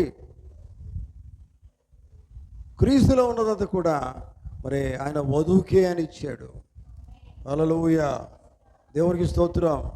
ఒక భిన్నమైన వ్యక్తిగా నువ్వు జీవిస్తావు. లోకంలో ఎట్లా జీవిస్తావట? ఒక భిన్నమైన వానిగా జీవిస్తావు. నువ్వు లోకాన్ని పెళ్లి చేసుకోలేదు, నువ్వు లోకాన్ని సృష్టించిన వాడికి పెళ్లి చేసుకున్నావు. ఆమేన్. ఎంత భేదం ఉన్నో చూడండి. లోకమును కాదు నువ్వు కావాల్సింది, లోకంలో ఉన్నాడు ప్రేమించకండి అన్నాడు. అందుకే ఆయన ఏమైనాడు? లోకమును సృష్టించిన వాడై ఉన్నాడు. కనుక అటువంటి వాణ్ణి నువ్వు కలిగి ఉన్నావు. ఆమేన్. దేవునికి స్తోత్రం. కనుక చూడండి, నువ్వు ఎట్లా జీవిస్తావంటే ఒక భిన్నమైన వ్యక్తిగా జీవిస్తావు. భిన్నం అంటే ఒక డిఫరెంట్గా జీవిస్తావు, ఒక వ్యత్యాసంగా జీవిస్తావు. చాలా వ్యత్యాసంగా ఉంటుంది. నీ మాటలలో వ్యత్యాసం ఉంటుందండి. క్రీస్తు మాటలే మాట్లాడతావు. నీ నడకలో వ్యత్యాసం ఉంటుంది. ఏంటిది? క్రీస్తు నడిచిన నడకలో నడుస్తావు. నీ విశ్వాసంలో ఎట్లా ఉంటుంది? యేసు క్రీస్తునందు విశ్వాసం కలిగి ఉంటావు. అవిశ్వాసం నువ్వు కాదు. దేవుని స్తోత్రం. ఆమేన్. చూడండి, ఎందుకంటే భిన్నమైన వ్యక్తిగా నువ్వు ఎట్లా నువ్వు చేయబడుతున్నావు అంటే, ఇటు చూడండి, ఒక భిన్నమైన వ్యక్తిగా నువ్వు ఎట్లా జీవిస్తున్నావు అంటే, నీ జన్మ ఈ లోక సంబంధమైంది కాదు. ఆమేన్. నీ జన్మ పరలోక సంబంధమైంది. నువ్వు పరలోకంలో జన్మించినావు. జన్మించిన తర్వాతనే కదా నువ్వు ఎక్కడున్నావు. జన్మించిన తర్వాత ఒకడు కొత్తగా జన్మించకపోతే, జన్మించినట్లయితే అతను ఎక్కడ ఉంటాడు? బైబిల్ ఏం చెప్తున్నది? దేవుని రాజ్యంలో ఉంటావు. నిజమేనా? ఎక్కడున్నావు అంటే ఈ లోకంలో లేవు. అందుకే నువ్వు భిన్నంగా జీవిస్తావు. ఆమేన్. చూడండి, ఒక భిన్నమైన జీవితాన్ని నువ్వు కలిగి ఉంటావు. దేవుని స్తోత్రం కలుగును గాక. హల్లెలూయా.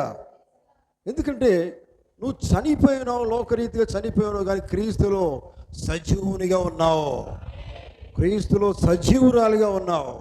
హల్లెలూయా. చూడండి, కనుక నీవు నీ భర్త ఎప్పుడూ ఒకటై ఉండాలి. ఆమె చెప్తారా? అర్థమైందా ఈ మాట? నీవు నీ భర్త ఎప్పుడూ ఒకటై ఉండాలి అంటే అర్థమైంది, నీవు క్రీస్తు ఒకటై ఉండాలి. ఎప్పటికీ ఒకటై ఉన్నప్పుడు ఏం చేస్తామంటే క్రీస్తుకు వ్యతిరేకంగా నువ్వు జీవించలేవు కదా. దేవునికి వ్యతిరేకంగా నువ్వు జీవిస్తున్నావు అర్థం ఏంటంటే ఆయనలో నువ్వు భాగం కాదు. ఆయనలో నువ్వు భాగం అయితే ఆయన వ్యతిరేకంగా నువ్వు జీవించవు. హల్లెలూయా. చూడండి, గమనించండి, నువ్వు విరుద్ధంగా నువ్వు జీవిస్తున్నావంటే, విరుద్ధమైన కార్యాలు ఉన్నాయంటే, దేవుని వాక్యానికి విరుద్ధంగా నువ్వు జీవిస్తున్నావంటే ఆయనలో ఎంత మాత్రం నువ్వు భాగం కాదు. చూడండి, అందుకనే నేను ఐక్యంగా ఉన్నానండి క్రీస్తులో అని చెప్పేదానికి కూడా నీకు అవకాశం లేదు. క్రీస్తులో నువ్వు ఐక్యంగా ఉంటే క్రీస్తు చెప్పింది నువ్వు చేస్తావు, క్రీస్తులో నువ్వు భాగమై ఉన్నట్టుగానే జీవిస్తావు. ఆమేన్. హల్లెలూయా. నీ లోపల కేవలం క్రీస్తే కనబడతాడు, నీ లోపల వాక్యమే కనబడుతుంది, నీ లోపల ఏమాత్రం లోకం కనబడదు. హల్లెలూయా. ఎందుకంటే నీ లోపల నువ్వు ఉన్నదే క్రీస్తులో. ఆమేన్. హల్లెలూయా. చూడండి, ప్రమాణాలు జరిగిన తర్వాత ప్రమాణాలు నెరవేరిస్తే మాత్రమే నువ్వు ఆయన భారీగా ఉంటావు. ఆమేన్. ప్రమాణాలు నువ్వు చేయవచ్చు, చేసిన తర్వాత భార్య కాదు, నెరవేర్చాలి. నేను చాలా ప్రమాణాలు చేశానండి. మీరు చాలా ప్రమాణాలు చేయవచ్చు, కానీ చేసుడు కాదు కావాల్సింది, నెరవేర్చడం కావాలా. ఆమేన్. అందుకే ఇక్కడ ప్రభుత్వం చూడండి, నువ్వు చాలా ప్రమాణాలు చేయవచ్చు దేవునితోటి, కానీ ఆ ప్రమాణాలు నెరవేర్చే విధంగా నువ్వు జీవించాలి. ఆమేన్. పెళ్లి కుమారుడు ఎట్లా నేను తన భార్యగా స్వీకరిస్తానంటే ప్రమాణం నెరవేర్చిన తర్వాతనే తన భార్యగా ఆయన స్వీకరిస్తాడు. ఆమేన్. అర్థమవుతుందా? చూడండి, గమనించండి.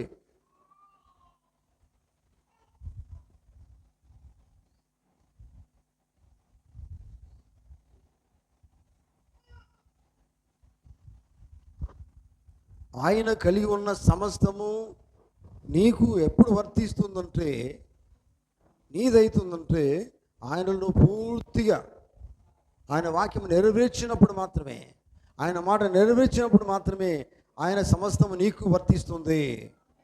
ఆమేన్. సమస్తం అంటే మధ్యలో ఏది తప్పిపోయేది లేదు. ఆమేన్. అక్కడ ఏది తప్పిపోయేది లేదు, అన్నీ కూడా నువ్వు నెరవేర్చాలి. హల్లెలూయా. చూడండి, గమనించండి ప్రియులారా,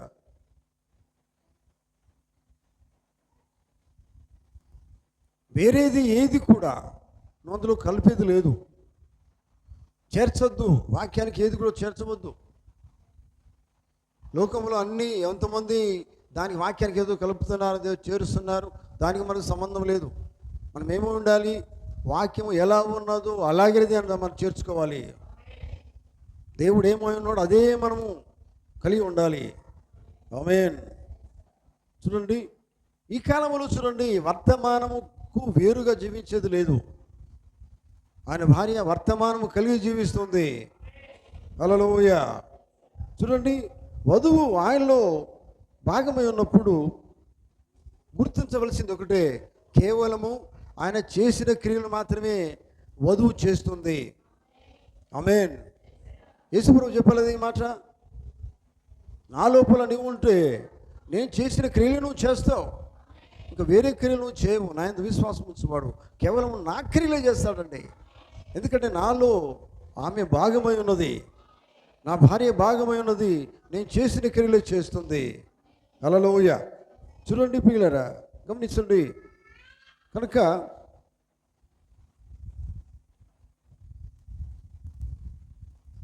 మనము వివాహ సమయం వచ్చినప్పుడు, ఆయన వివాహం నేను చేసుకుంటాను నీకు నీవుగా సిద్ధపడి ఉన్నప్పుడు, వివాహము ద్వారా ఒక్కటిగా చేయబడ్డప్పుడు నువ్వు ఎలా ఉండాలంటే, చూడండి, ఆయన భర్తగా నువ్వు స్వీకరించవలసి ఉన్నది. ఆమేన్. అర్థమవుతుందా? భర్తగా స్వీకరించవలసినది అర్థమైంది. భర్త చెప్పినట్టుగా భార్యను నడవలసి ఉన్నది. అంటే ఆయనకు లోబడి ఉండాలి, దేవునికి లోబడి ఉండాలి, దేవుని మాటకు లోబడి ఉండాలి. హల్లెలూయ. ఆయన ఏది చెప్పినా అది చేయవలసి ఉన్న దేవునికి స్తోత్రం. ఆమేన్. హల్లెలూయ. చూడండి, ఈ లోకంలో ఎంతోమంది క్రైస్తవులు ఉన్నారు. వారి వైపు నువ్వు చూడవద్దు, క్రైస్తవుల వైపు చూడు, క్రీస్తు వైపు చూడు. ఆమేన్. చాలామంది క్రైస్తవులు ఉండవచ్చు, వారి జీవన విధానం నీకు అవసరం లేదు, వారు ఎట్లా జీవించినా నీకు అవసరం లేదు. నీకు కావలసింది క్రీస్తే, నీకు కావాల్సింది వాక్యమే. కనుక నువ్వు ఎప్పుడు వాక్యం వైపే చూడు, ఒక వ్యక్తి వైపు చూడకు. ఆమేన్. చూడండి, ఎందుకంటే ఆ వ్యక్తి నీ భర్త అయి ఉన్నాడు. ఎందుకంటే ఆయన నువ్వు ఏం చేసినావు, ఆత్మీయంగా వివాహం చేసుకున్నావు, నువ్వు ఆయన భార్యవై ఉన్నావు.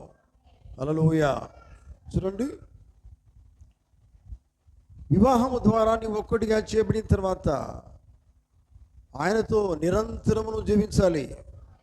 ఆమేన్. అర్థమవుతుందా? ఒక క్రైస్తవునిగా నువ్వు మారు మనసు పొందిన తర్వాత, యేసుక్రీస్తు నామములో నూతన జన్మ పొందుకున్న తర్వాత, పరిశుద్ధాత్మ అనే వరం దేవునికి ఇచ్చిన తర్వాత ఎల్లప్పుడూ పరిశుద్ధాత్మ ద్వారా నడిపించబడాలి. ఒకప్పుడు కాదు, ఎల్లప్పుడూ నడిపించబడాలి. హల్లెలూయ. చూడండి, గమనించండి, నువ్వు క్రీస్తుని మాత్రమే చూడాలంటే అర్థమేం తెలుసా? లోకం అంతా నీకు కనబడుతుంది, నువ్వు జీవించేది లోకంలా. ఇటువైపు చూడండి, దేవుని స్తోత్రం. నువ్వు కనిపించేది, నీకు కనిపించేది లోకం అంతా కనబడుతుంది, కానీ జీవించవలసింది మాత్రము క్రీస్తు కొరకు జీవించాలా, క్రీస్తులో జీవించాలి. నువ్వు ఉన్నది లోకంలో కదా. ఆమేన్. నువ్వు ఉన్నది లోకంలో, కానీ జీవించవలసింది, అందుకని కదా బైబిల్ చెప్తున్నది, లోకంలో మీరు ఉంటారండి, కానీ ఈ లోకం వారు కారు. ఈ మాట ఎంతమందికి అర్థమైంది? హల్లెలూయ. లోకంలో ఉంటావు, కానీ ఎంత మాత్రం లోకము వానివి కావు. ఎందుకంటే నీవు నా దానివి, కనుక నాలేగా నువ్వు జీవించాలి, దాని అర్థము. ఆమేన్. చూడండి, గమనించండి.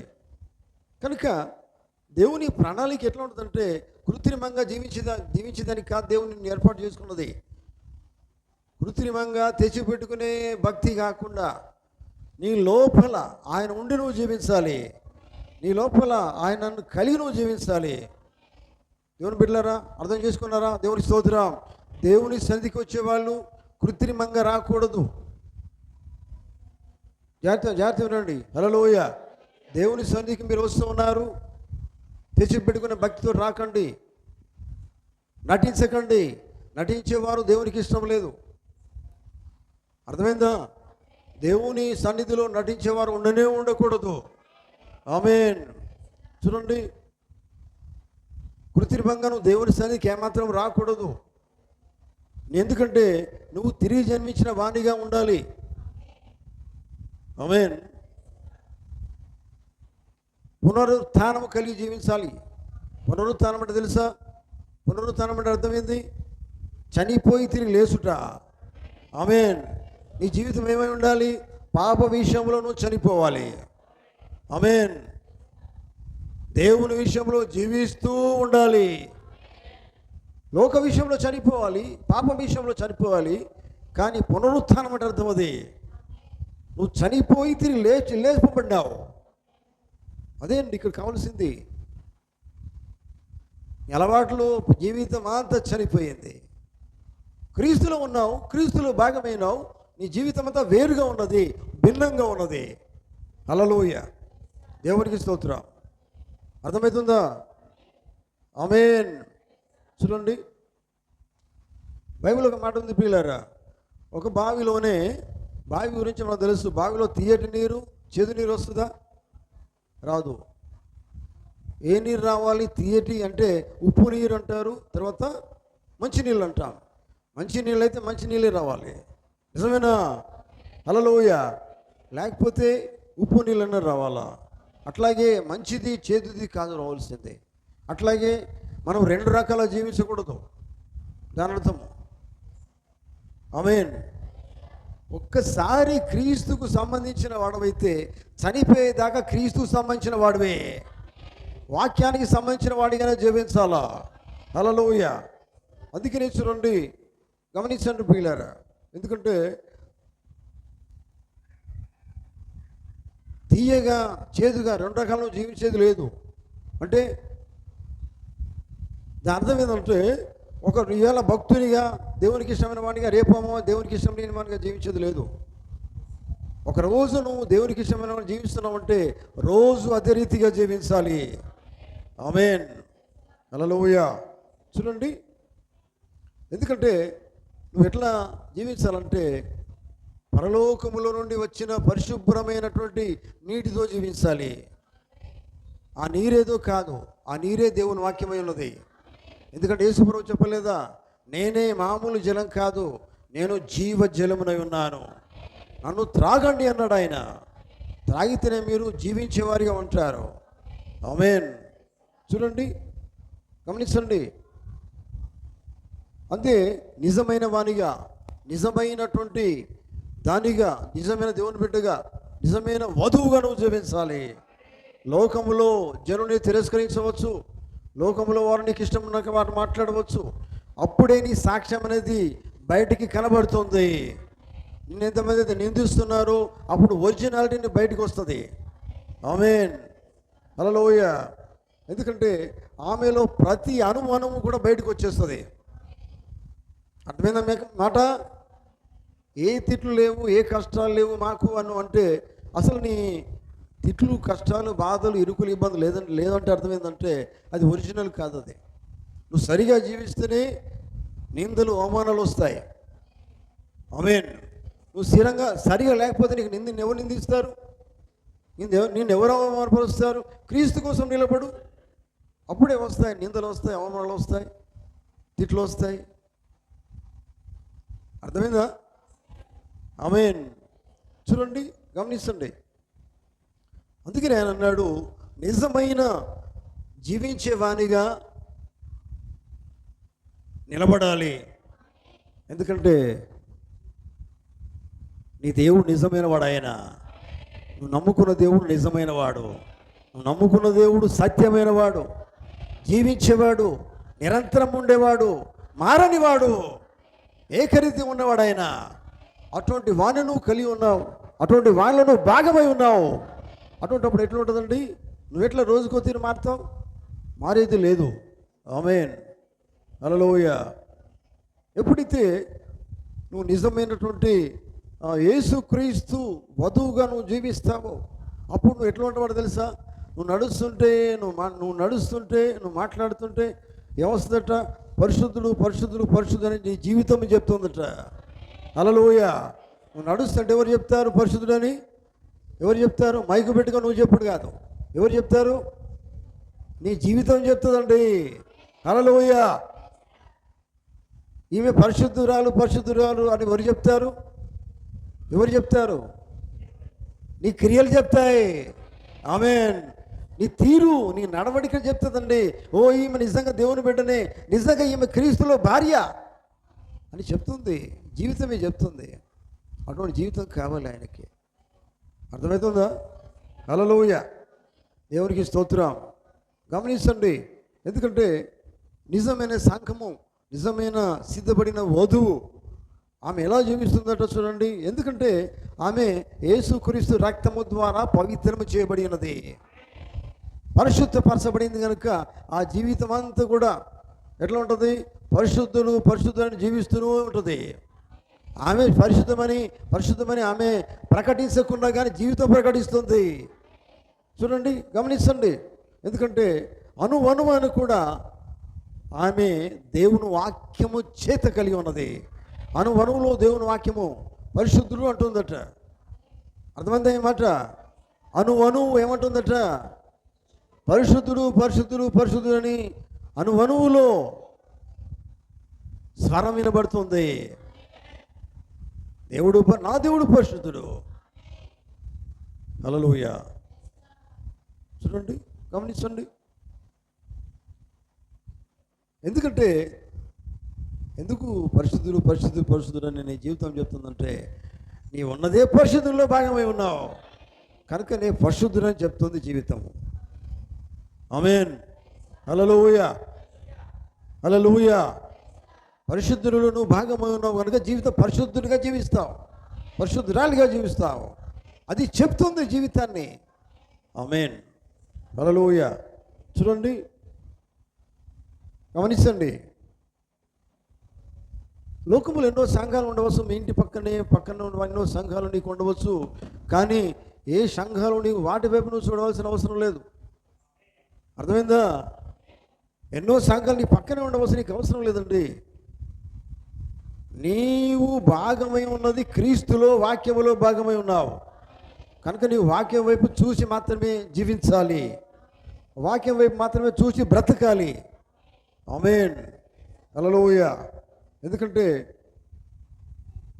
వేరే వేరే ఈ సంఘాలకు శాఖలోకి వెళ్ళాం అనుకోండి, జారత్వం అంటే ఏంటంటే భర్తను విడిచిపెట్టి బయటికి వెళ్ళేది జారత్వం కిందకి వస్తుంది. నిజమైన వాక్యాన్ని విడిచిపెట్టి వెళ్ళడం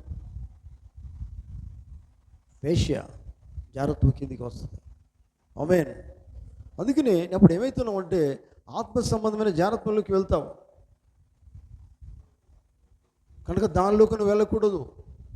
ఎందుకంటే నువ్వు క్రీస్తులో వివాహము ద్వారా ఒక్కటి చేయబడి ఉన్నావు. ఆమేన్. హల్లెలూయా. ఆయన వధువు ఎట్లా ఉంటుంది? ఈ క్రియలు చేయదు. ఏంటిది? మత్సలు అనేటివి రావు, ముడత ఉండదు, కళంకం ఉండదు.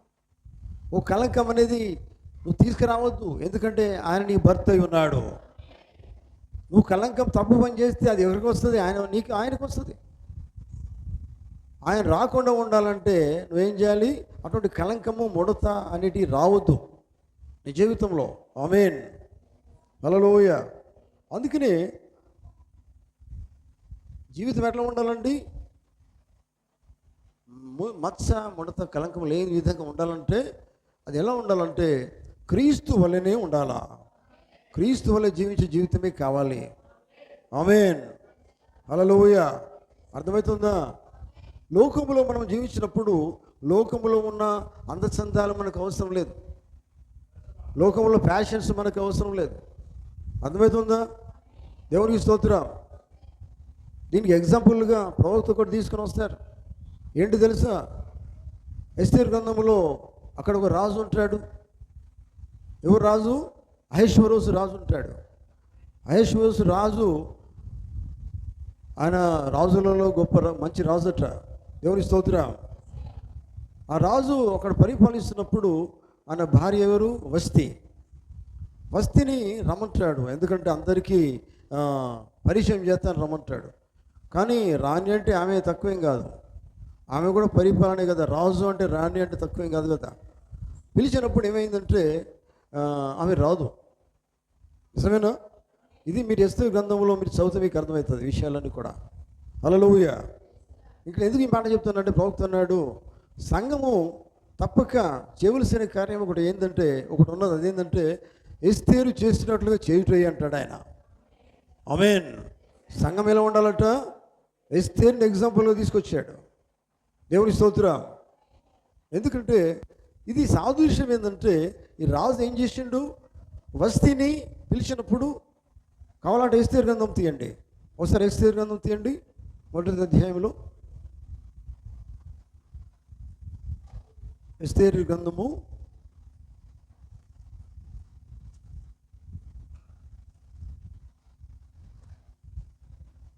1వ అధ్యాయం చదవండి ఒకసారి.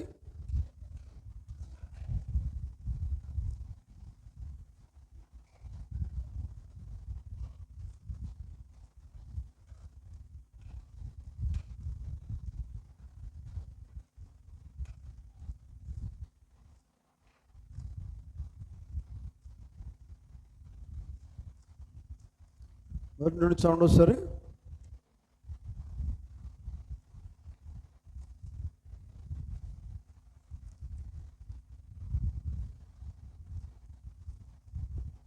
చదవండి.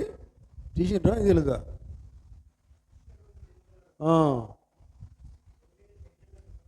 ఆ, ఆ, చదవండి. అందరూ అందరూ చూడండి, అందరూ చూడండి. ఒక నిమిషం. చదవండి బ్రదర్. ఆ, ఆ,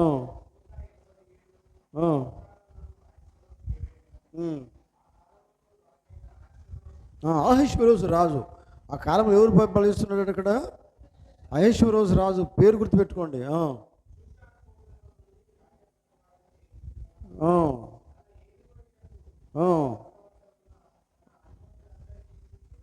ఆయన పరిపాలన ఎట్లున్నదట? తన పరిపాలనలో చూడండి.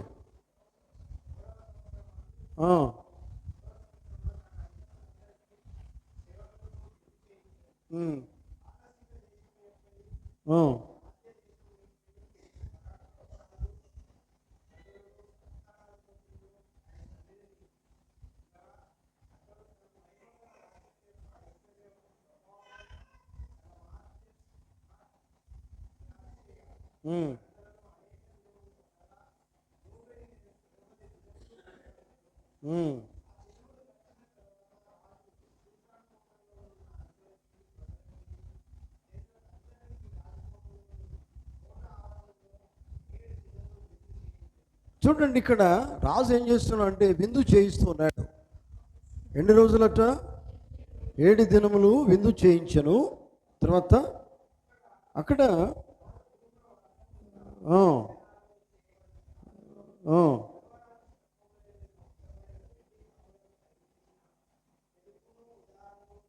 10వ వచనం చదువు దయచేసి. 10వ వచనం చదవండి. 7వ దినం ముందు రాజా ద్రాక్షరము త్రాగి సంతోషముగా ఉన్నప్పుడు కూడి వచ్చిన జనమునకు అధిపతులకు రాణి అయిన వస్తు యొక్క సౌందర్యమును కనపరచవలనని రాజు కిరీటం ధరించుకుని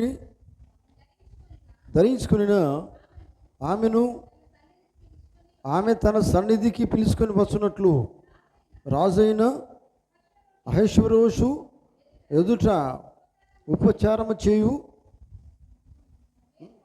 మెహుమాను, హర్బోణ, బిగ్త, అభక్త, కేతరు, కర్కును అను 7 నపుంసకులు ఆమె సౌందర్య. తర్వాత 12వ వచనం. రాణి అయిన వస్తీ నపుంసకుల చేత ఇయ్యబడిన రాజ్ఞాజ్ఞ ప్రకారము వచ్చుటకు ఒప్పకపోగా రాజు మిగుల కోపగించెను. ఆమేన్. వింటున్నారా? రాజు ఏం చేసిండట?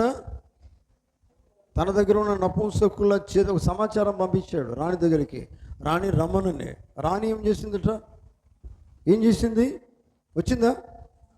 చూడండి, వాక్యం చెప్తుంది చూడండి. రాణి అయిన వస్తీ 12వ వచనం. రాణి అయిన వస్తీ నపుంసకుల చేత ఇయ్యబడిన రాజు ఆజ్ఞ ప్రకారము వచ్చుటకు ఒప్పుకోలేదు. ఒప్పుకోకపోతే రాజుకి ఏమైంది?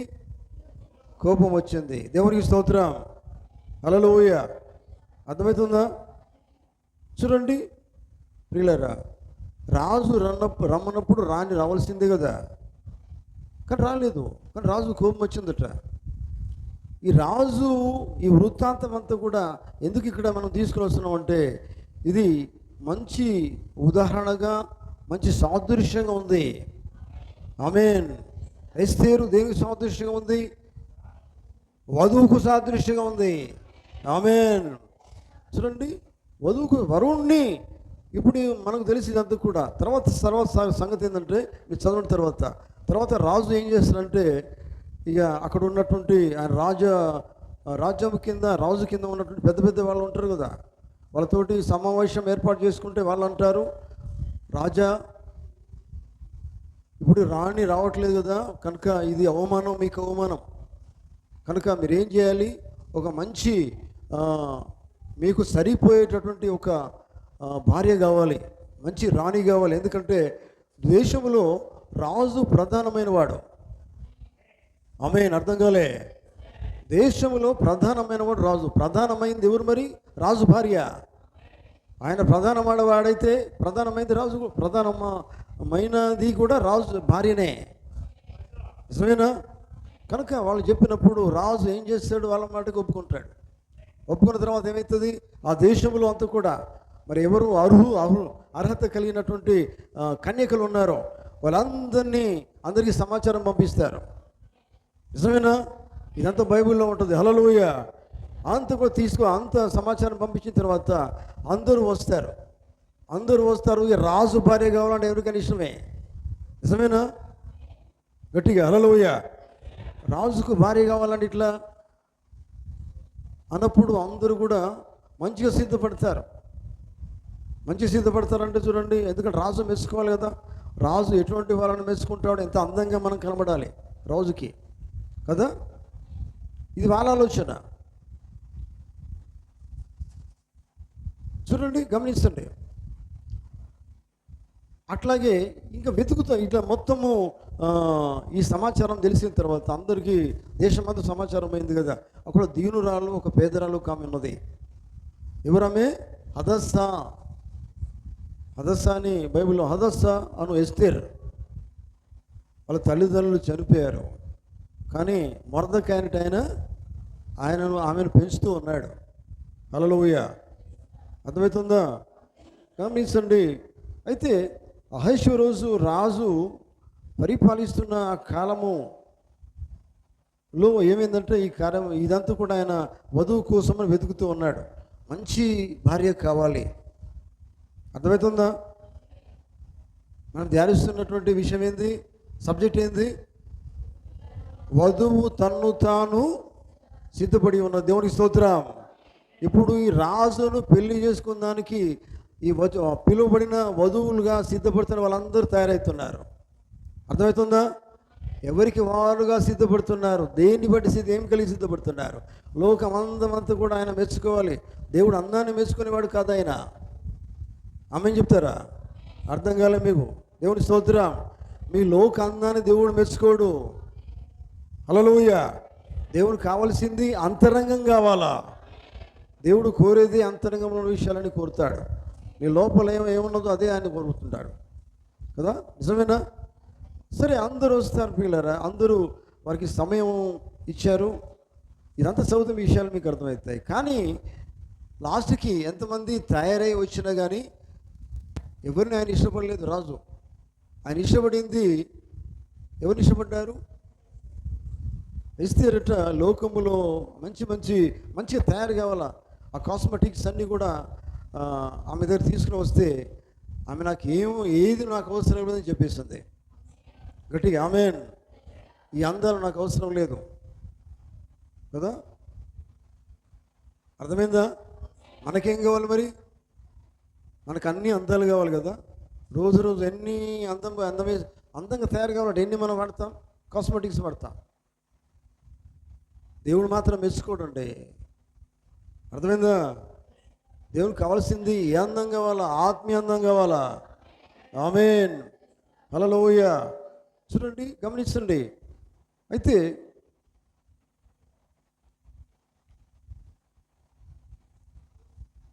రాజు ఏమి చేశాడు, ఏమి చూశాడు మనకు కావాలా? ఏం చూశాడు రాజు అక్కడ? ఏం చూశాడండి? ఇంకా మనకు అర్థం కావాలంటే ఒక వాక్యం మనం చూద్దాం.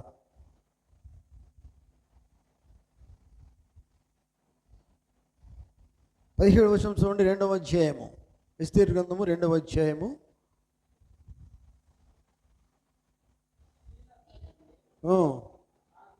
రాజు ఎస్తేరును ప్రేమించను, కన్యకలందరికంటే ఆమె అతని వలన దయా దాక్షిణ్యము పొందెను.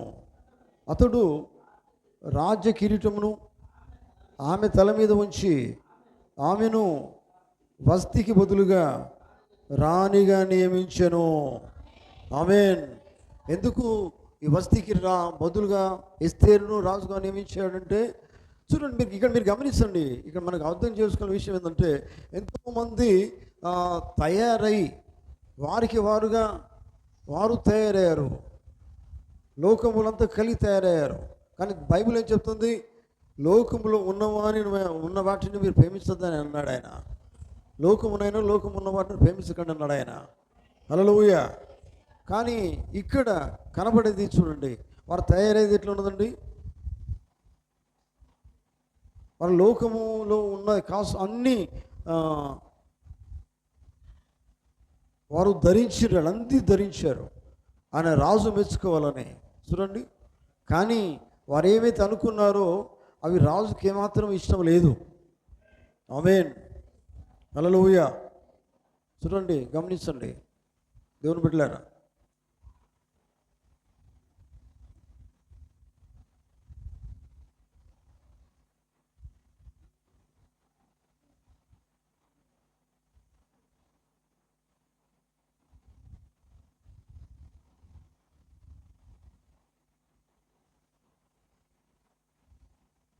ఎస్తేరు తన్ను తాను శుద్ధి చేసుకొని ఉన్నది. దేవుని స్తోత్రం. ఎస్తేరు ఏం చేసిందంటే తన్ను తాను శుద్ధి చేసుకొని ఉన్నది. ఆమె తన హృదయం శుద్ధి చేసుకొని సిద్ధంగా ఉన్నది. దేవుని స్తోత్రం. అదే ఆమె శుద్ధి చేసుకొని పరిశుద్ధం చేసుకునే జీవితం కలిగి ఉన్నది. అదే అవసరమైంది ఆ రాజుకి. ఆమేన్. హృదయం మొట్టమొదట శుద్ధి చేయబడాలి. దేవుని స్తోత్రం. నీ హృదయాన్ని ఎలా శుద్ధి చేసుకుంటావో అప్పుడు నువ్వు దేవుణ్ణి చూస్తావు. బైబిల్ చెప్పట్లేదా? హృదయ శుద్ధి గలవారు ధన్యులు, వారు దేవుని చూచెదరు. ఆమేన్. హృదయంలో అంతా కూడా ఆమె దేవుని కలిగి ఉన్నది. హల్లెలూయా. కనుక ఆమె వాక్య జన్మ ద్వారా కడుగబడిన జీవితం కలిగి ఉన్నది. ఎవరు? ఎస్తేర్. దేవుని స్తోత్రం. ఎస్తేర్ దేని ద్వారా కడుగబడిందట? వాక్యం అనే జలము ద్వారా కడుగబడిన జీవితం కలిగి ఉన్నది. హల్లెలూయా. చూడండి, యేసుక్రీస్తు రక్తము ద్వారా కడుగబడిన జీవితం కలిగి ఉన్నది ఎస్తేరు. దేవుని స్తోత్రం. ఆమేన్. కనుక చూడండి, గమనించండి. ఎందుకంటే ఇక్కడ రాజు కోరుకున్నది వేరు, వారు వివాహం చేసుకుంటామని వచ్చిన కన్యకలు వారి సిద్ధపాటు వేరు. మీకు అర్థమవుతుంది ఈ మాట? లోకంలో అనేకమైన సంఘాలు ఉన్నాయి, శాఖలు, డినామినేషన్స్ ఉన్నాయి. వారు అందరూ కూడా ఇప్పుడు ఎదురు చూసే సమయం ఇది. అర్థమవుతుందా? హల్లెలూయా. కానీ వధువు మాత్రం ఏమి కలిగి ఎదురు చూస్తుందంటే వాక్యమును కలిగి ఎదురు చూస్తుంది. ఆమేన్. అటువంటిది ఎస్తేరు కలిగి ఉన్నది. చూడండి, ఎస్తేరు కలిగి ఉన్నది, వాక్యము కలిగి ఉన్నది. ఆమేన్. ఎందుకంటే లోకంలో ఎన్నో తీసుకొచ్చిండట ఆయన. హేగే ఉన్నాడు బైబిల్లో. చూడండి, ఆయన ఈ సిద్ధపాటుకు అందరినీ ఎంతమంది అయితే ఇవి ఉన్నాయి కదా, వాళ్ళు తయారయ్యేదానికి ఎన్ని అయితే ఉన్నాయో కాస్మెటిక్స్ అన్నీ కూడా ఆయన కూడా ఆమెకి ఇస్తే ఆయన వద్దన్నది. ఆమె ఎవరు? ఎస్తేరు. నాకు ఏది అవసరం లేదన్నది. ఒరిజినల్గా నేను ఎలా ఉన్నాను అలానే ఉంటాను. ఒకటి. ఆమేన్. హల్లెలూయా. దేవుడు ఎప్పుడు కూడా ఒక మాట అంటారు పోతుంది తెలుసా? నువ్వు ఎలా ఉన్నావో అలాగనే ఉండమంటాడు ఆయన. ఆమేన్. దేవుని స్తోత్రం. నువ్వేదో తెచ్చి పెట్టుకోకు అన్నారా? ఒరిజినల్గానే ఉండు. అది దేవుడు కావలసింది, ఒరిజినాలిటీ. అక్కడనే యథార్థత ఉన్నది. ఆమేన్. హల్లెలూయా. కనుక చూడండి, అయితే అది కావాలి.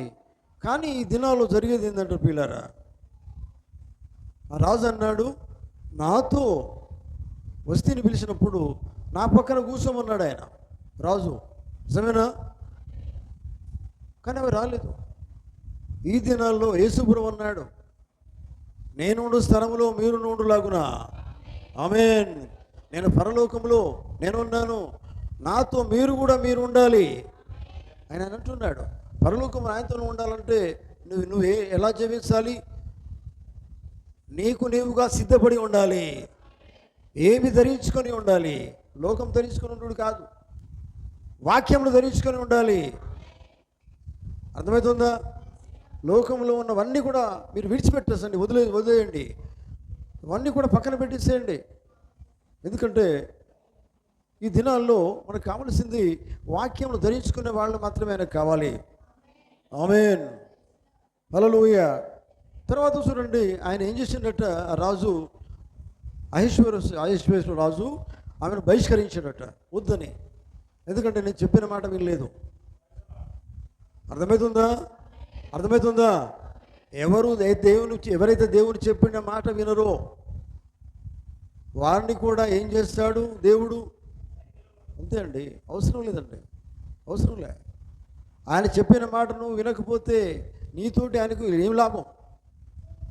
ఆయన బిడ్డగా జీవించకపోతే నువ్వు ఎందుకు ఉండేది? నిజమేనా? హల్లెలూయా. చూడండి, ఆయన కావాల్సింది అర్హత కలిగిన వారు కావాలి. దేవుని స్తోత్రం. పెళ్లి కుమారునికి ఎటువంటి వాళ్ళు కావాలి? పెళ్లి కుమార్తె అర్హత కలిగిన వారు మాత్రమే కావాలి. వారికి వారుగా సిద్ధపడిన వారు ఆయన కావాలా? హల్లెలూయా. అటువంటి వారిని మాత్రమే ఆయన వివాహం చేసుకుంటాడు. హల్లెలూయా. దేవునికి స్తోత్రం. కనుక దేవుని బిడ్డలారా, మరి ఈ మధ్యాహ్న సమయంలో గమనించండి. ఎందుకంటే వివాహోత్సవ సమయం వచ్చిందంటే ఇక్కడ ఎలా ఉండాలి? ఎలా సిద్ధపాటు కావాలి? ఎలా కావాలి సిద్ధపాటు? నీవుగా వాక్యంతో సిద్ధపడాలి. వాక్యంతో సిద్ధపడాలంటే వాక్యము లేకుండా ఉండే జీవితం అంతా వదిలేయాలి. లోకములో ఉన్న జీవితం వదిలేయాలి. లోకం ధరించుకోవడం కాదు, లోకంలో ఉన్నవన్నీ కూడా నువ్వు ఏం చేయాలా? పారేసేయాలా? హల్లెలూయా. ఎందుకంటే వధువు దేవునికి ఇష్టంగా ఉండాలంటే, పెళ్లి కుమార్తెగా నువ్వు సిద్ధపడాలంటే మామూలు విషయం కాదు. ఆయన ఎట్టి పరిస్థితులను తోసివేసే విధంగా ఉండొద్దు. ఆయన నిన్ను మెచ్చుకునే విధంగా ఉండాలి. ఆమేన్. ఆయన నిన్ను ఇష్టపడే రీతిగానే ఉండాలి. హల్లెలూయా. ఎందుకంటే పెళ్లి కుమారుడు అంటే క్రీస్తు కదా, దేవుడు కదా. హల్లెలూయా. సృష్టికర్త అయిన యేసుక్రీస్తు కదా. దేవునికి స్తోత్రం. ఆయన పక్కన నీ ఉండాలి, ఆయనలో భాగంగా ఉండాలంటే నీ జీవితం ఎలా ఉండాలి? ఎలా ఉండాలంటే జీవితం అంతా కూడా రెండు రకాల జీవించే జీవితం కాదు, రెండు రకాల జీవితాలు కాదు, కృత్రిమంగా జీవించే జీవితం కాదు, లోకమంతా మెచ్చుకునే అందాలు కాదు. దేవుడు మెచ్చుకునే అందం కావాలా? దేవుడు చెప్పిన వాక్యాన్ని ధరించుకోవాలి. అటువంటి అలంకరణ నువ్వు కలిగి ఉండాలి. హల్లెలూయా. అట్లా నువ్వు జీవిస్తేనే నువ్వు సిద్ధపడగలుగుతావు. నీవుగా నువ్వు సిద్ధపడగలుగుతావు. భార్యగా ఆయనకి ఇష్టమైన దానిగా నువ్వు సిద్ధపడగలుగుతావు. హల్లెలూయా. దేవునికి స్తోత్రం. మధ్యాహ్న సమయంలో గమనించండి పిల్లరా, మనం ఏదో ప్రార్థనకు వస్తున్నామండి, నేను నిజంగా పెళ్లి కుమార్తె అని ఎట్టి పరిస్థితి అనుకోకండి. మీరు ప్రార్థనకు వచ్చింది మాత్రం పెళ్లి కుమార్తె కాదు, వధువు కాదు. మామూలుగా మీరు వస్తున్నారు, కానీ వచ్చితే మాత్రాన పెళ్లి కుమార్తె ఏమాత్రం కాదు. అర్థమైందా? అవునండి. ఆయన చెప్పిందంతా చేసి ఆయన ధరించుకున్న వాళ్ళు కావాలా? అటువంటి వారే. అర్థమవుతుందా? నేను కష్టపడి వస్తున్నాను, వచ్చినా ప్రయోజనం లేదండి అని ఆయన ఏమి చెప్పాడు నువ్వు అర్థం చేసుకోవాలా? వాక్యం ఏం మాట్లాడుతున్నావు నువ్వు అర్థం చేసుకోవాలి. ఆ మాట నువ్వు ధరించుకోవాలి. ఆయనను నువ్వు కలిగి ఉండాలి. హల్లెలూయా. అటువంటి దినాలు ఇవి. ఈ గడి అటువంటిది. అంటున్నారా? నా ఇష్టం నేను జీవిస్తాను అనుకుని జీవించేది పెళ్లి కుమార్తె కాదు. నీ ఇష్టం ఉన్నట్టు నువ్వు జీవించేది దేవునికి అవసరం లేదు. నిజమేనా? హల్లెలూయా. దేవునికి స్తోత్రం. ఆయన కావలసింది ఆయన వల్ల జీవించే వారే కావాలా? ఆయనకి ఇష్టమైన వారు కావాలి కదా. నిజమేనా? అందుకనే ఆ రాజు ఏం చేసిందంటే వెతికిన తర్వాత ఆయనకి ఇష్టమైంది అని బైబిల్లో మనం చదువుకున్నాం. ఆయనకి ఎవరు నచ్చారని చెప్పబడింది మనకు 2వ అధ్యాయంలో ఎస్తేరు గ్రంథంలో. చూడండి ఆ మాటలు ఏమన్నదండి, దయచేసి అర్థం చేసుకున్నారా? 15వ వచనంలో ఏముందండి? స్త్రీలందరికంటే రాజు ఎస్తేరును మాత్రమే ప్రేమించాడు. ఎంతోమంది వచ్చారు, వాళ్ళు ఎందుకు ప్రేమించలేదు? ఇటు చూడండి, అందరు కన్యకలు వచ్చారు, స్త్రీలు వచ్చారు, కానీ వారిని ప్రేమించలేదు ఆయన. కేవలం ఎస్తేరుని ప్రేమించాడు ఆయన. ఆమేన్. ఎందుకంటే ఆమెలో ఆయన అనుకున్నవన్నీ ఉన్నాయి. ఆమేన్. ఆయన ఏది ఇష్టపడ్డాడో అది ఆమెలో చూశాడు ఆయన. ఆమేన్ చెప్తారా? ఆయన ఏది ఆయన హృదయంలో ఏదైతే ఆలోచన ఏదుందో ఆలోచనలన్నీ ఆమెలో చూశాడు ఆయన. హల్లెలూయా. అందుకనే ఆమెను ఇష్టపడ్డాడు. దేవుని స్తోత్రం. చూడండి, గమనించండి. మీరు ఇంకా అర్థం కావాలంటే 15 వచనం చూడండి. మొర్దెకై ఎక్కడ ఉన్నాడు చదవండి ఒకసారి. 15 వచనం చూడండి. మొర్దెకై తన కుమార్తెగా స్వీకరించుకొనిన తన పినతండ్రి అబీహాయలు కుమార్తె ఎస్తేరు రాజు నొద్దకు వెళ్ళుటకు వంతు వచ్చినప్పుడు స్త్రీలను కాయు రాజు యొక్క షండుడైన హేగే నిర్ణయించిన అలంకారము, ఈ హేగే అలంకారము నిర్ణయించిన అలంకారం వద్దన్నది కాక, అర్థమేనా? అన్నీ ఉన్నాయండి, అక్కడ ఉన్నాయి. తయారయ్యేదానికి తయారైపోవాలా. ఎక్కడికి? రాజు దగ్గరికి మంచిగా తయారైపోవాలా. కానీ ఈమె ఏమన్నది? ఆమె ఏమీ కోరలేదు. అంటే ఏం చేసింది? తోసేసింది. అవసరం లేదండి, నాకు వద్దు, నాకు అవసరం లేదని చెప్పేసింది. కోరలేదు. దేవుని స్తోత్రం. అన్నీ రెడీగా ఉన్నాయి. అమ్మ ఈ వాడు మంచిగా ఉంటావు, అందంగా ఉంటావు, చాలా బాగా ఉంటావు అని చెప్పేటోళ్ళు ఎదురు లోకం అంతా దేవారు. కానీ కోరలేదు. చూడండి తర్వాత 16వ వచనం. ఎస్తేరు చూసిన వారందరికీ ఆమె యందు దయ పుట్టెను. ఆమేన్. జాలి దయ కలిగిందండి. తర్వాత ఈ ప్రభావము, ఈ ప్రకారము ఎస్తేరు రాజైన అహష్వేరోషు ఏలుబడి యందు 7వ సంవత్సరము టెబేతు అను 10వ నెలలో రాజనగరులోకి అతని యొద్దకు పోగా ఎస్తేరు వంతు వచ్చింది. అంతవరకు దాకా వేరే స్త్రీలు, వేరే సిద్ధపడే కన్యకలందరూ వంతులు అయిపోయినాయి. చివరికి ఎవరి వంతు వచ్చింది? ఎవరి వంతు వచ్చింది? ఎస్తేరు వంతు వచ్చినప్పుడు ఈమె అలాగనే వెళ్ళిపోతుందని అనుకునేది లేదు. అసలు ఆమె అంటేనే ఆయనకి ఇష్టమైంది. ఇక్కడ ఏమైంది? అందుకనే ఆమె వంతు వచ్చింది. ఏలుబడి యందు, ఆ రాజు ఏలుబడి యందు 7వ సంవత్సరమున టెబేత్ అనే 10వ నెలల రాజు నగరులో అతని యొద్దకు పోగా స్త్రీలందరికంటే రాజు ఎస్తేరు ఇంతవరకు అందరూ ప్రేమించలేదు ఆయన. అర్థమైందా?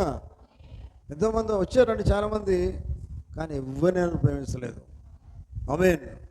మరి ఎస్తేరు ఎందుకు ప్రేమించాడు? ఇక్కడ డిఫరెంట్ మనం అర్థం చేసుకోవాలా. ఎస్తేరులో ఏముందంటే ఆయన అనుకున్నవన్నీ ఆమెలో చూశాడు ఆయన. ఆమె చెప్తారా? ఆయన ఏమి అన్నాడో, ఏమి చెప్పాడో, ఏమి ప్రకటించాడో, ఎలా ఉండమని చెప్పాడో, ఎలా సిద్ధపడి ఉండమని చెప్పాడో, ఏమి కలిగి ఉండి సిద్ధపడి ఉండమని చెప్పాడో, అవన్నీ ఆయన చెప్పినవన్నీ ఆమెలో చూశాడు ఆయన. అందుకనే ఆమెను ఇష్టపడ్డాడు. దేవుని స్తోత్రం. కనుక దేవుని పెట్టారా, అందుకనే పెళ్లి కుమార్తె తనను తాను సిద్ధపరుచుకొని ఉన్నది. ఏమి కలిగి సిద్ధపరుచుకొని ఉన్నది? కేవలము వాక్యమును ధరించుకొని ఉన్నది. మనం ఇదే ప్రకటనలో ఏముంటుంది అన్నమాట చూద్దాం. 17వ అధ్యాయం, 19వ అధ్యాయం. ఆమె ఏం ధరించుకొని ఉన్నది ఇక్కడ కూడా మనం చూడగలుగుతాం. 19వ అధ్యాయం.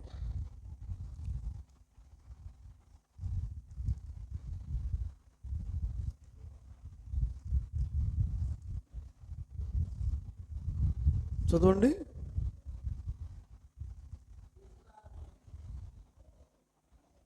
ఎనిమిదవ వచనం చూడండి. విస్తారమైన జలముల శబ్దమును, బలమైన ఉరుముల శబ్దమును పోలిన ఒక స్వరము సర్వాధికారి ప్రభువు మన దేవుడు ఏలుచున్నాడు, ఆయన స్తుతించండి. ఇక్కడ గొర్రెపిల్ల వివాహోత్సవ సమయం వచ్చింది.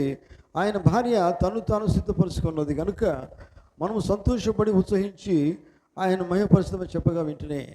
8వ వచనం. మరియు ఆమె ధరించుకున్నట్టుకు ప్రకాశములను నిర్మలమైన సన్నపు నారబట్టలు ఆమెకి ఇవ్వబడ్డాయి. అవి ఏంటి అట? అవి ఏమైనా ఆమె ధరించుకున్నది ఏంటిదంటే పరిశుద్ధుల నీతి క్రియలే. లోకపు నీతి క్రియలు కాదండి. పరిశుద్ధుడు అంటే దేవుడు కాదా? పరిశుద్ధుల నీతి క్రియలు, మరియు అతడు నాతో ఇలాగూ చెప్పాను. చూడండి, అందుకే ఆమె ధరించుకున్నది ఏంటంటే పిల్లరా, దేవుని క్రియలే, దేవుని మాటలే, దేవుని వాక్యమే ధరించుకున్నది. అందుకనే ఆయనకి ఇష్టము ఆయన వధువు ఎవరంటే వాక్యం ధరించుకున్న వాళ్ళే. అటువంటి పెళ్లి కుమార్తెనే ఆయన కోసం సిద్ధపడుతుంది. దేవుని స్తోత్రం, హల్లెలూయా. కనుక దేవుని బిడ్డలారా, ఈ మధ్యాహ్న సమయాలు గమనిస్తే నేను ముగిస్తున్నా. ఎందుకంటే ఆయనకు కావలసిన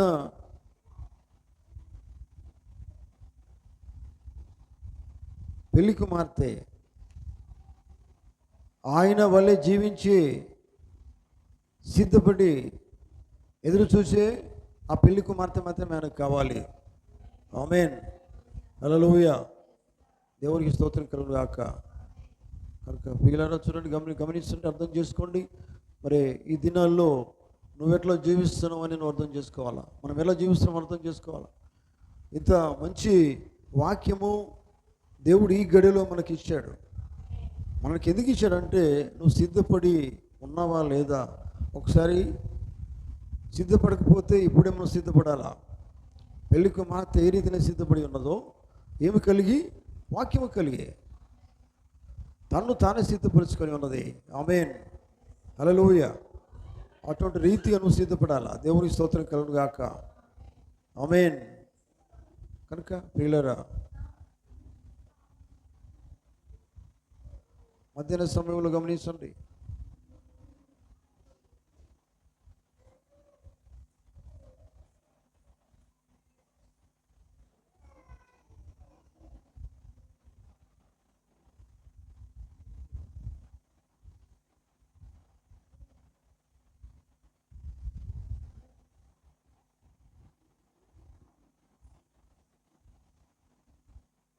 గొర్రెపిల్ల వివాహోత్సవము ఇదే వర్తమానంలో పోతున్నాడు. ఎస్తేరు లోకము వంటి అలంకరణను ఏమాత్రము ధరించలేదు.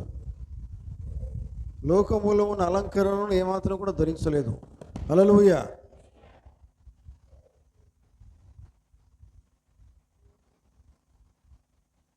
ఏమాత్రము లోకములో అలంకరణ ఇష్టపడలేదు. విన్నారా? లోకములో ఉన్న అలంకరణ ఇష్టపడకుండానే ఉన్న విధంగానే రాజు దగ్గర వెళ్ళాలని ఇష్టపడింది. ఆమేన్, హల్లెలూయా. అర్థమవుతుందా? ఎలా సిద్ధపడిందో అలాగనే ఏమీ ధరించుకోకుండా, లోకములు ధరించుకోకుండా కేవలము ఆయనకి ఇష్టమైనది మాత్రమే, వాక్యమును మాత్రమే ధరించుకొని ఉన్నట్టుగా ఇక్కడ మనం చూస్తూ ఉన్నాం. ఆమేన్. అంటే ఇక్కడ ఒరిజినాలిటీ కనబడుతుందండి, నిజం ఎందుకు కనబడుతుంది. హల్లెలూయా. కనుక పిల్లరా, ఈ మధ్యాహ్న సమయంలో గమనించండి. మరి పెళ్లి కుమార్తెగా నీవు సిద్ధపడాలంటే, పెళ్లి కుమార్తె ఎట్లా తను సిద్ధపరుచుకున్నది కనుక మనము పెళ్లి కుమారుని ఎదుర్కోవాలి. వివాహ ఉత్సవ సమయంలో మనము ఆయనలో మనం భాగం కావాలంటే ఆయనను మనం ఇప్పుడే కలిగి ఉండాలి. ఆయన మాట మన లోపల ఉండాలి. హల్లెలూయా, హల్లెలూయా. ఆయన చెప్పింది ప్రతిదీ మన లోపల ఉండాలి. అప్పుడే మనకు ఆయనకి మనం ఇష్టంగా జీవించగలుగుతాం, సిద్ధపడతాం. ఆయనకి ఇష్టంగా ప్రతి విషయంలో కూడా ఆయనకి ఇష్టంగా మనము నిలబడగలుగుతాం, జీవించగలుగుతాం. ఆయన మెచ్చుకునే జీవితం మనం కలిగి ఉంటాం. ఆమేన్. అటువంటి జీవితము దేవుడు ఇష్టపడుతున్నాడు. మధ్యాహ్న సమయంలో దేవుని స్తోత్రం కలుగును గాక. హల్లెలూయా. మరి దేవుడు తన మాటలు దీవించును గాక. మనమందరం లేచి నిలబడదాం.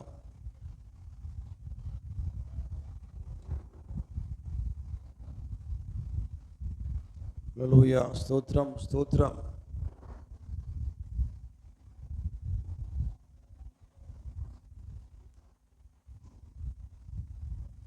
ప్రియమైన దేవుని బిడ్డలారా, మధ్యాహ్న సమయంలో దేవునితో మాట్లాడుతున్నాడు.